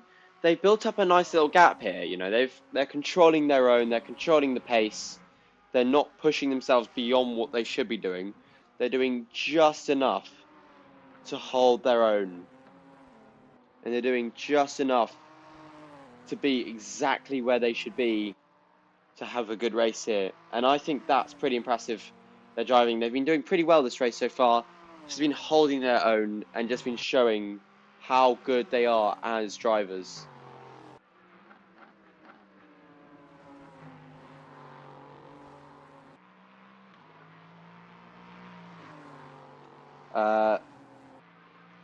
What's going on? Been pinged. Make sure it's nothing too important as we are in a quietish stage of this race. As the LMPs are sort of working their ways back around again and back past the GT4s. So nothing too crazy.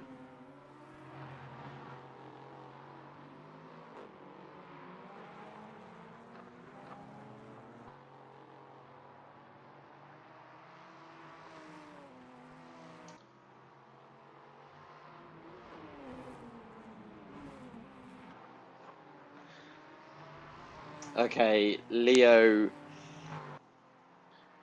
is slowly just holding his own, but Felipe is catching. He's almost within a second again. Felipe will be looking at a nice overtaking this race, but the LMP3s, sorry, are now working their way past Nikolai Olsen, 2 laps down from Taran Scheibel, but they're both, working their way through. A bit of a close fight here at the moment, where all the cars are jostling for position, but none of them are really fighting each other except from the 2 GT4s. So it's, just doing what they need to do to hold their own.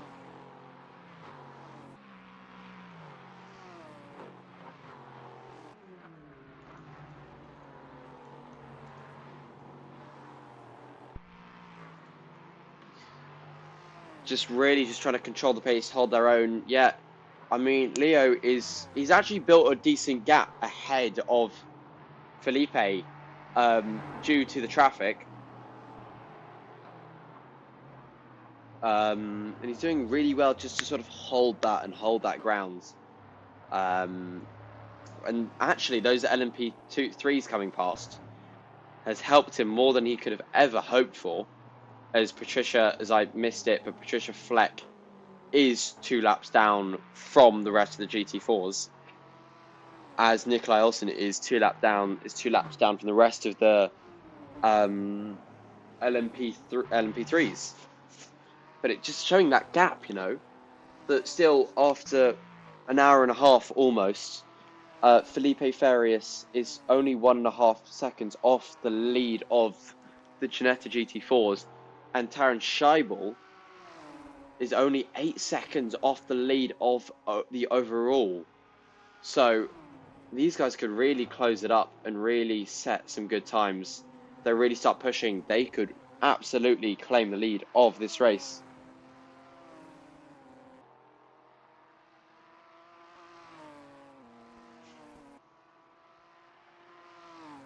Getting pings.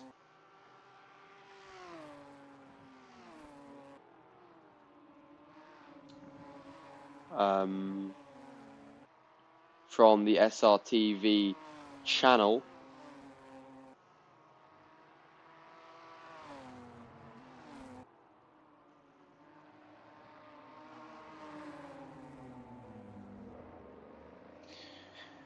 Right, we continue with this race. Felipe, has he made a mistake? Yes, Felipe has made a mistake, and so has Nikolai. Sorry, I'm not entirely paying attention and missed that.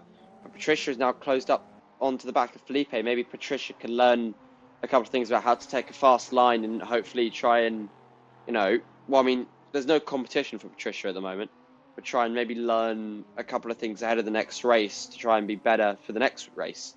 Because at this current stage, I'm going to be honest, Patricia's race is entirely in the bin unless someone else DNFs. But I think it's a firm P6 here for Patricia at the moment, with not much time going to be found. Felipe just sitting here at the moment, 7.1 off the back off anybody.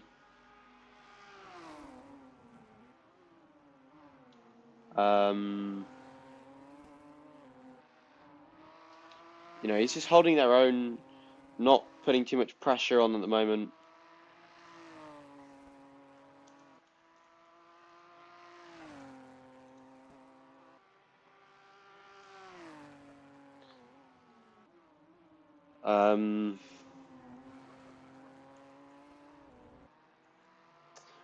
Ryan Armstrong, are you still there?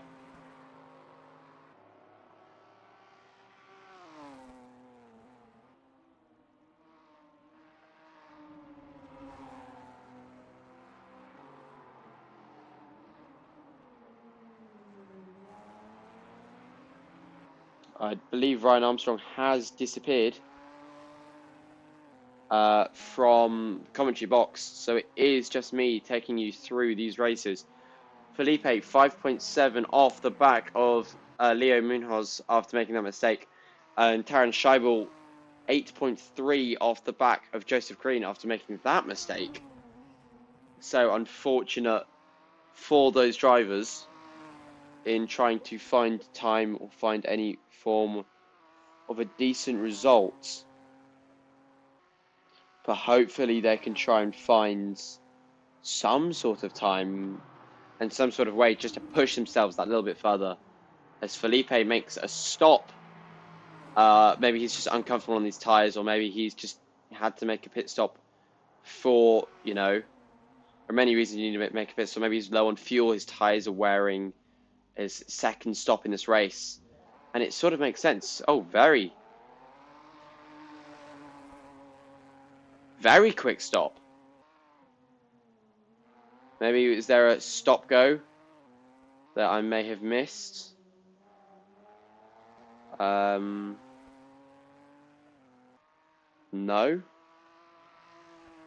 Doesn't appear to be. Hello, I've returned Hello, hello. to my commentary position. You may have just missed out. Felipe Ferris has just made his second stop of the race. Was a very, very short stop. It felt almost like a splash and dash. I mean, he was stopped for maybe about 2 seconds. Well, are we going to assume it's a drive-through then? Did he get a drive-through or? No drive-through, no stop go, nothing. No. That's the only logical thing is a splash and dash because the tyres don't change that fast. Yeah, maybe like 1 or 2 litres of fuel. Yeah, maybe he just miscalculated a slight amount and he just had to add in, just top up that little bit more, just to keep himself in that safe window. You've just got to hope that he's got that calculation of extra fuel right and he's not gone too much, or he's not done too little, I mean, and he might have to make another stop and that would suck. But if he's calculated that just right, that's going to be good for him. And again, if he's gone too much and he's wasted that stop, he's going to be pretty annoyed about that and putting himself, what was, he was about 3 seconds back and now he's 25. Yeah, I think he's not going to be happy. But, I mean, it's all fair in love and war. You know what I mean? So that's terrible, and I regret that very much. But, if he didn't have his fuel calculations right or he didn't do enough fuel saving, he had that coming for him. I mean, with 25 minutes left in the race, I think he could have actually just done a bit of fuel saving if he was going to stop for that short amount of time. And it would have done a lot better for him than doing a full-on pit stop, doing that little bit of fuel saving. If he didn't have enough, I feel fuel saving probably would have been a little bit better. Yeah, absolutely.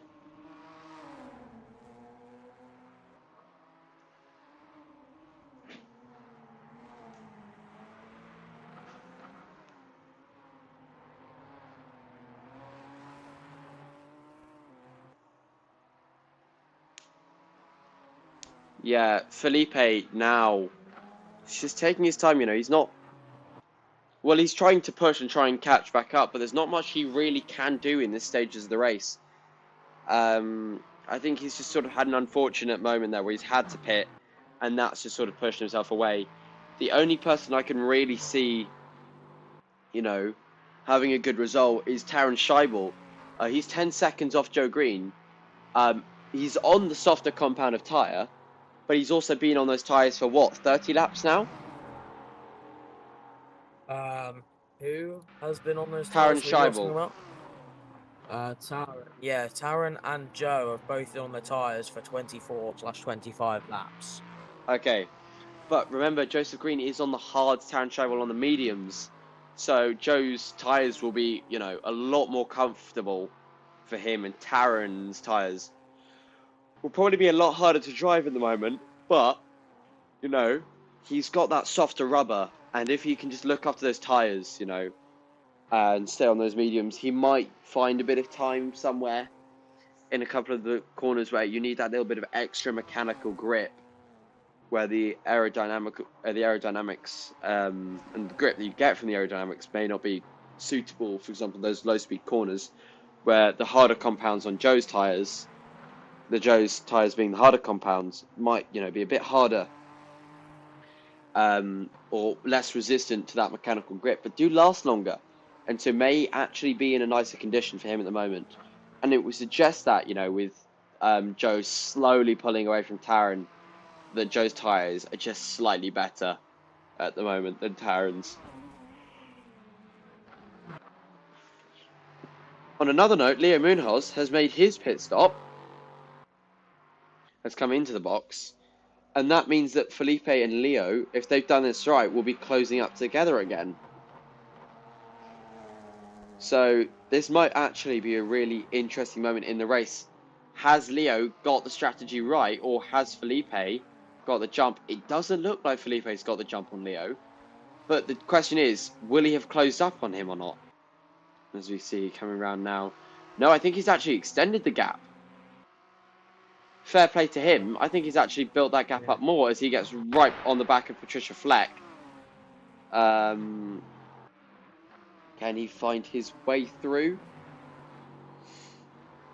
He's going to have to try and get past Patricia as Taron now works his way past those two GTs. But this has now added a lot of spice to this GT4 fight. Because if Patricia holds up Leo too much, Felipe is going to get back into the fight for the lead. But if Leo can get past Patricia quickly, you know, Leo might be able to just hold on and win this race. Especially being on those fresher tyres compared to Felipe. But yeah, I mean, look, Patricia is not willing to give up that position easily. As with endurance racing, it is not the job of the car in front to concede. It is job of the car behind to overtake safely. And when you're in that same class and the car in front is a lap down, it can sometimes be a bit harder. But if they make a mistake, just as Patricia has right now, it's just opened up Leo to get past. But also, it has allowed Felipe to close up a lot. And then again, Patricia is still not given up on this position. Leo is just about got ahead. Patricia is not fighting it, but is also not letting him run free, keeping the pressure on. Whoa! Wow. Patricia going well off now. Bit of an Very unsafe rejoin maybe, although I don't know if Patricia actually went off circuit there and just had gone deep. But still, that may have cost Felipe a little bit, but not enough. As look, the gap now is 1.2.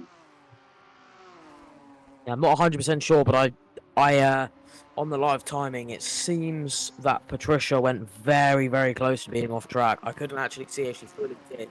I assume she didn't, but that was very, very close. And you know, we have an unfortunate tale that 2 out of the 4 SRTV drivers have retired. Whoa! Ooh, Munoz is round. You mean one? You mean one of the 3? Place to go around. Is he SRTV going to get a penalty drivers. for that? Yes, he does. 5-second time penalty for cutting the track to get back on ahead of Patricia. Now all he needs to do is Patricia going deep as well. Again, the GT4s are starting to break. They're starting to crack. These mistakes are coming in quite a lot. So we'll see how it pans out. But they seem to be making some mistakes. Let's hope they don't, because, you know, mistakes are never good. All you can do is learn from mistakes, but you don't really want to be making them in a race. You don't want to be learning in the race. You want to learn before the race.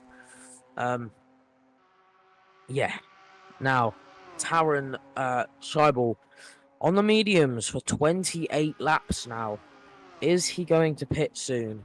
Who knows? Or can he make the car last another 20 minutes before he decides, you know, will he stay?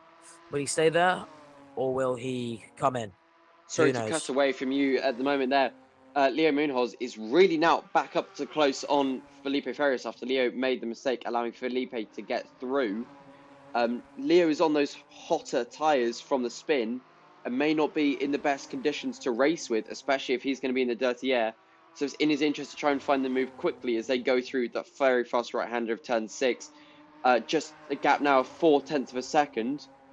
Nikolai Olsen, 3 of 3 cut warnings now. So he's got to be very careful in these last 18 minutes left of this race. Can Leo find his way past Felipe anytime soon? Does he dive down the inside? No, he's going to try and keep a good line and try and carry the speed so he can probably try and make an overtake. I'm thinking maybe on the main straight, maybe turn 1, as they now come into the final braking zone. Now, can he close the gap? 0.4, 0.3. It is shrinking that gap. So I think, yeah, if he's going to go for a move, it's going to be now. The gap is now just creeping around the 3/10 mark.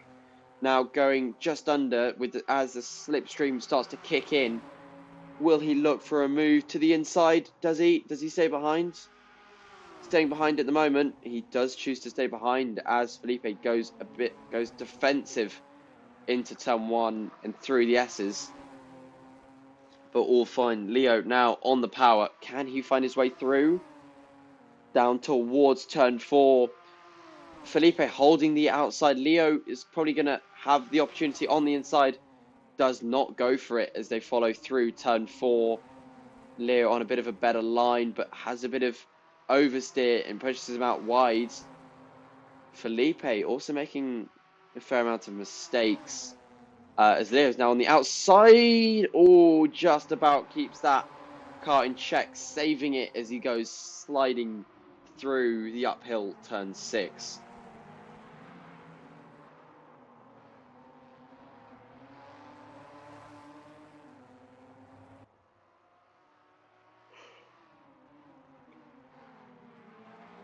The gap is still closing, even though Leo has been making mistakes on those slightly scrubbed tyres and in that dirty air.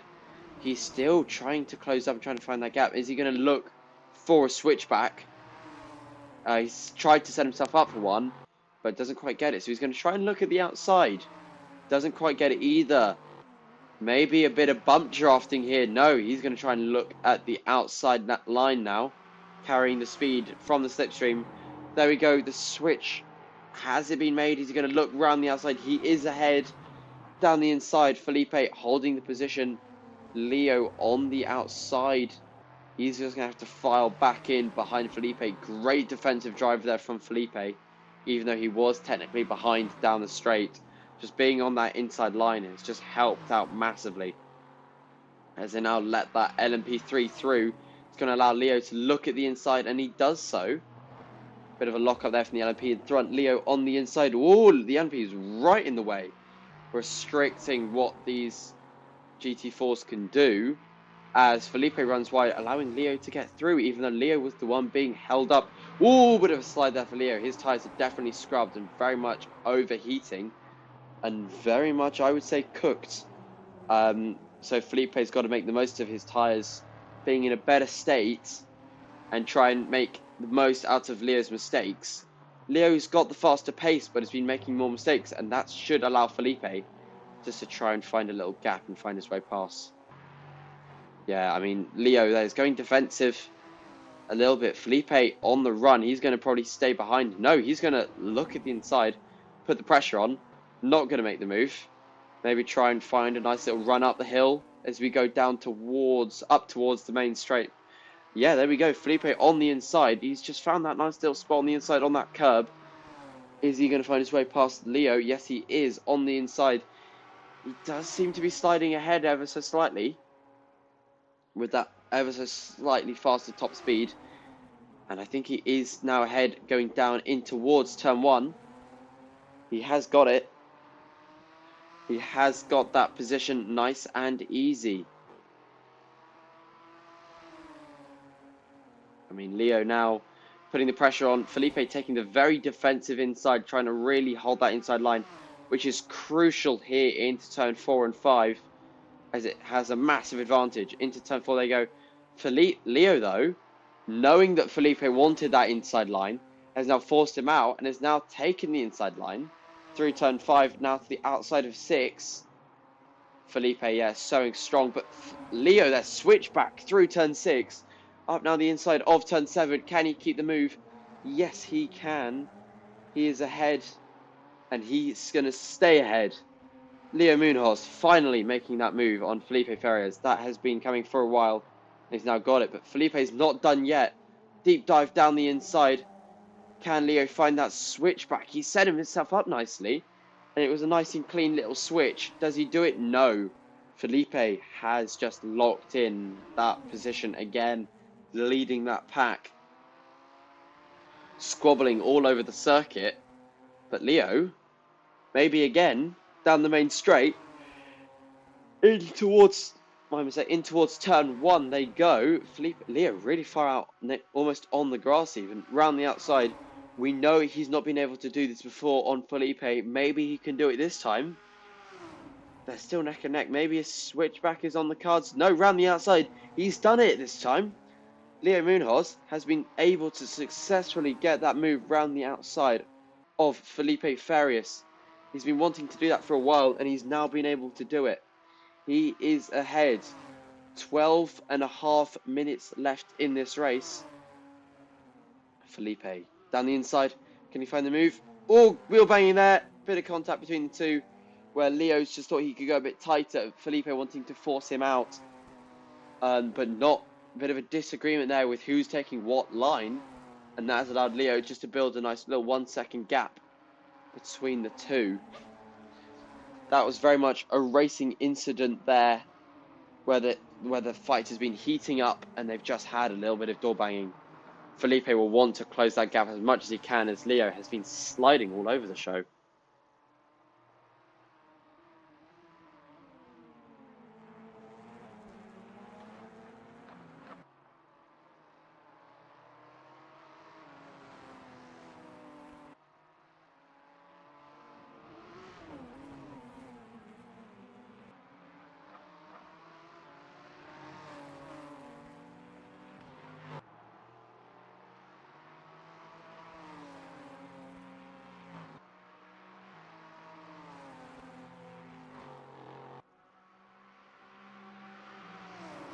They're closing up again as we go down the main straight.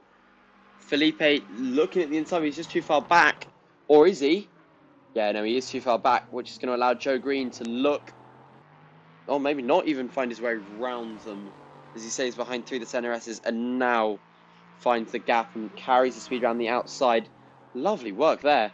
Really clean, really efficient move, and just really well executed there. Great skill there from Joe Green, showing great skill on how to navigate the lap traffic. An experienced Joe Green, being a very experienced endurance racing driver, competing in categories such as the OC Sim Series, and winning the Balkan Endurance Series 2 Hours of Le Mans.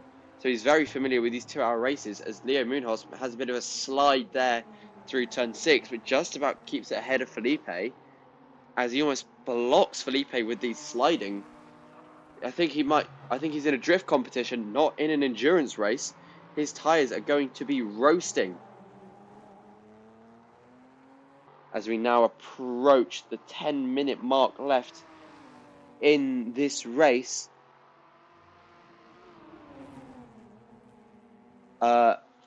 Can he try and keep the move? Can he try and keep the position? Felipe Farias just trying to find a little bit of a gap and see if he can find his way past Leo Munoz. 1/10 of a second is the gap between these two cars. There we go. Felipe on the inside. Leo just goes defensive, but it's just too late to make that defensive move. Forces him to the inside. Leo back out to the outside. Felipe deep on the inside. Leo's going to maybe carry that round the outside. Yes, he does. Keeps it. A very unique form of defense. Felipe round the outside. Can he try and hold it? Maybe. No. Oh, maybe he can. Felipe just trying to find his way past Leo. Can he find it? Leo to the outside. Felipe on the inside. Breaking in towards turn 4 they go. Taron Scheibel just behind. He's got to find his way through this fight without interfering, as he does so very effectively.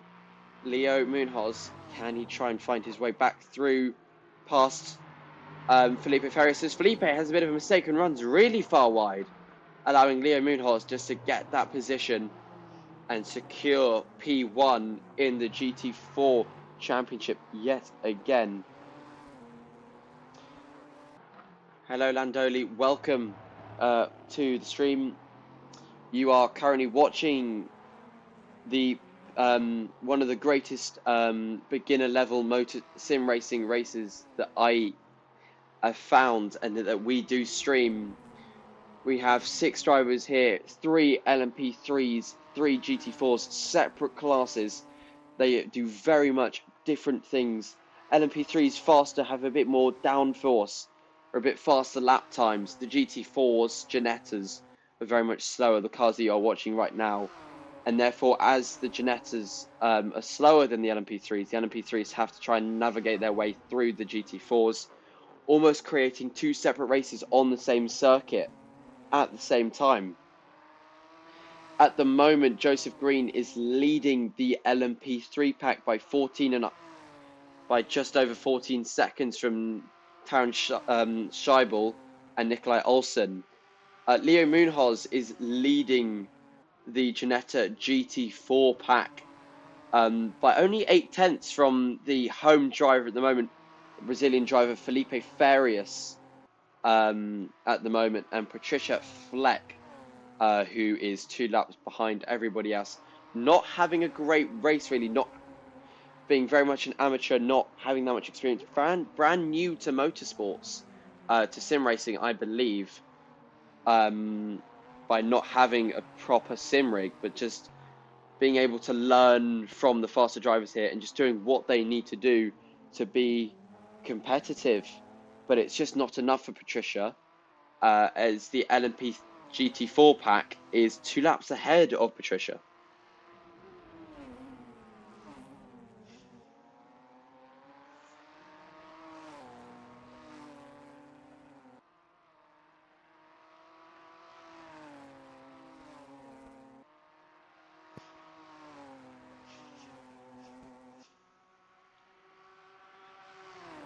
Joseph Green and Taron Scheibel have just sort of been keeping the same sort of gap between each other as 6.5 minutes left in this race.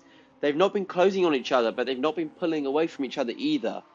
They've just been holding that 14, 15-second margin for a long time now. Although Joseph Green, as I say that, has been pushing, I think, because he's just really been opening that gap now. And the only way they really close on each other is through the lap traffic. And at the moment, that lap traffic is just too far away. Yeah, Joe's definitely going to be pushing. You know, we've got about 5-6 minutes left of the race, and he does not want to get caught up by Scheibel behind, who's currently 15 seconds back, but he really doesn't want to get caught. And I think Scheibel is actually going to do 37 laps so far, 40 odd laps. Nicholas Olsen pulling into the pit lane with 5 minutes left to go. But yes, so Scheibel is going to go the whole length of the race, nearly 40 plus laps, potentially maybe 40 odd laps on the medium tyres, and Joe will be benefiting at the moment because he has got he's on the hard tyres, and he's been on them for the same amount of time that Scheibel's been on the mediums, and he's just going to keep gaining. He's just going to keep being faster. His last lap was an entire second faster than Taron behind him, just because his hards will be in a better state right now. Scheibel wasn't able to use the mediums to catch up earlier in the stint, and now his tyres are too worn out to be able to compete with Joseph Green's tyres. His hard tyres are obviously worn out, but they're going to be in a better state now than Scheibel's mediums, so it's going to be a surefire victory for Joe Green, I think. I mean, no commentator's curse, but Scheibel could be going for a good race here. His tyres have lasted him a while. His fuel's lasted him a while. Joe's been very good with his fuel management so far. It seems he hasn't made a mistake with his fuel at all, really. He's been fine the whole race. He's had a perfect strategy, it seems. Scheibel also having a pretty perfect strategy, apart from just not being able to find the pace on those medium tyres towards the end of the stint. But that's everything that happens. Nikolai Olsen on his 3rd cut warning now. One more, and that's a penalty. We still have Leo Munoz and Felipe Farias fighting. They have been the whole race so far. I can't. There's probably been about 20 minutes out of the 2 hours where these two have not been going at it against each other. It's been a really, really interesting battle. Last lap, though, however, between Joe Green and Taron Scheibel was only a 2/10 difference between the two of them. So they're setting equal lap times now and about. Taron Scheibel still has the fastest lap of the race and will hold that. I don't think Joe Green's going to be able to take that. Away from him now later on into the stints. You say that, but Nikolai Olsen did pit for the soft compound tyres, the tyres mainly used for qualifying. So I do believe Nikolai Olsen would be going for fastest lap attempt, but maybe not anymore, as he has now spun and probably destroyed those tyres. So I think he was I going think for an attempt at the fastest lap, and he's now wasted it, as we have 3 minutes left on going the for the clock. fastest lap. I mean, he has 3 minutes left to go. If he can conserve the tyres and then just send it on a lap. Taron Seibel's just overtaken Patricia Fleck. The two GT4 cars leading are still battling. As I said earlier, this is all. Oh, Nicholas Olsen spun again in front of the two GT4s. Again, once more into turn 5 or 4, turn 4. He spun it once again. The two GT4s still going. Joseph Green crossing the finish line once again to begin lap 79. No, to begin lap 80. No, Yes. 79. Yeah. No, 79. No, lap 80, my no, mistake. because that's his. Yeah, 80. Yeah. To begin lap 80 of the 2-hour-long race. Seibel coming into turn 1. Still, he's lost time. He's now 17 seconds behind Joseph Green now. Setting consistently second slower laps. Once again, he set another lap that's 1 second slower. The two GT4s being caught up by Nicholas Olsen again, coming into the final sector of the track. The two of them still fighting hard. It's still going to be unpredictable of who wins in the GT4 class. It's so close between these two. It's been an incredible race so far. It's really been brilliant. They've been non-stop. It's been clean. It's been sportsmanlike. And even when there was contact, they let each other back past because they felt bad, because good sportsmanship. This is what we need to see in racing. These two are a prime example of what we like to see in sim racing and endurance racing. It's good battling, good sportsmanship. It's intense, it's entertaining, and it's fair. No matter what happens, these guys have been at it the whole race, and they haven't killed each other. A lot, and even when they have killed each other, as I say, they've given it back. They've been sportsmen, they've been sportsmanlike, and they've been, sensible. They haven't been childish when someone kills them. They haven't got to taken them out in revenge. They've navigated the traffic well. Oh! Contact. Felipe gets sideswiped by Nikolai Olsen. That is bad for him. So Olsen surely, but Munoz is off as well. Did he slow down and wait, or did he get hit too? I think no. I've got a feeling he slowed down and waited. I thought he was tapped by Felipe as they spun. Oh, did he? Oh, I didn't see. But it looked... He slowed down, definitely, but I think it's convenient that they both started getting going at the same time. I think he definitely waited a tiny bit just to, continue the fighting for the last couple of laps. I think he's enjoying the fighting and wants to prove that he is better on track and not that he's better from an incident. Joe Green, if we tab over to him, will he cross the line this lap? And will this be the final lap? Or will there be one more? I believe this is going to be the final lap of the race. Coming through the final couple of corners into what... Yes, that's it. This is the final straight. The checkered flag is waiting for Joe Green here. He rounds the final corner, coming down the curved bank straight past the pit lane. As he sends it down across the finish line, it's Joe Green that wins the over the limit 2 hours of Interlagos. It's a stellar effort from Joe Green. It's a stellar effort for Taron Seibel, and it's been a brilliant race all around the board. Some celebratory donuts in the turn 1 runoff. It's been an incredible race. And now we must tab over. Once he's done his donuts, we must tab over to these guys. Coming around the final lap now. This is going to be the last lap with Nicholas Olsen behind them. Nikolai Olsen again behind them. Into the same couple of corners. Let's see if he does it once more. These two are going to be fighting all the way down to the line. Felipe Farais is going to try and stay in the slipstream all the way down to the final straight.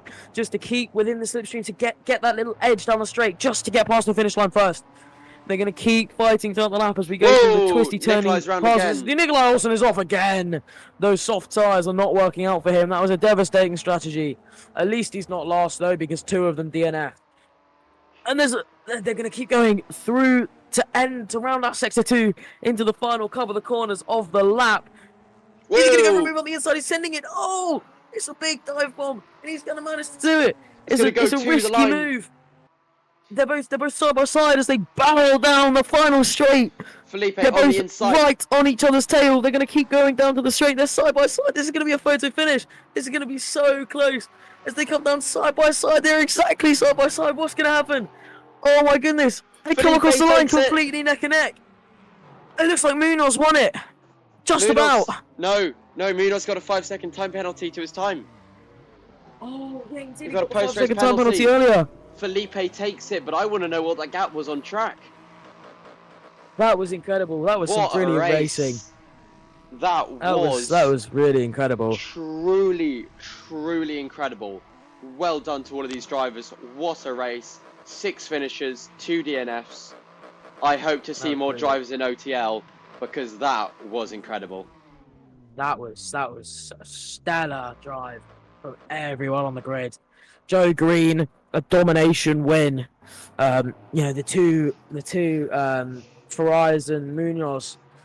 That was genuinely incredible. I think that's the most entertaining race I've ever seen. Now, what I want to see is all of those drivers that haven't already reset. Oh no, they got reset to pits. Oh, well, I want to see Joe Green do some celebratory donuts on the final straight just before the finish line to round out the 2 hours Grand Prix at Interlagos for Over the Limit Endurance Championship. Well, Joe Green now is just rolling back towards the pit lane. Is he going to stay out and go onto the main straight and do some donuts on the finish line? Oh, he's got to do some Or is he going to donuts. run it? He's got to. He's got to. He's got to. He's Yeah. boxing. No, he's not. He's boxing. He did them at turn 1. That is true. He's done his donuts already. Well done. That was an incredible race. I thank you all for watching. I've been Ryan Armstrong. My co-commentators... Well, no, actually, I'm the co-commentator. I've been Max Galgi, your co-commentator Ryan Armstrong. Thank you for watching the OTL Endurance Championship, 2 hours of Interlagos. What a race it has been. Thank you so much for watching. We will see you tomorrow night for the Leadpoor RSO1s at Zolder. Thank you very much. This is SRTV.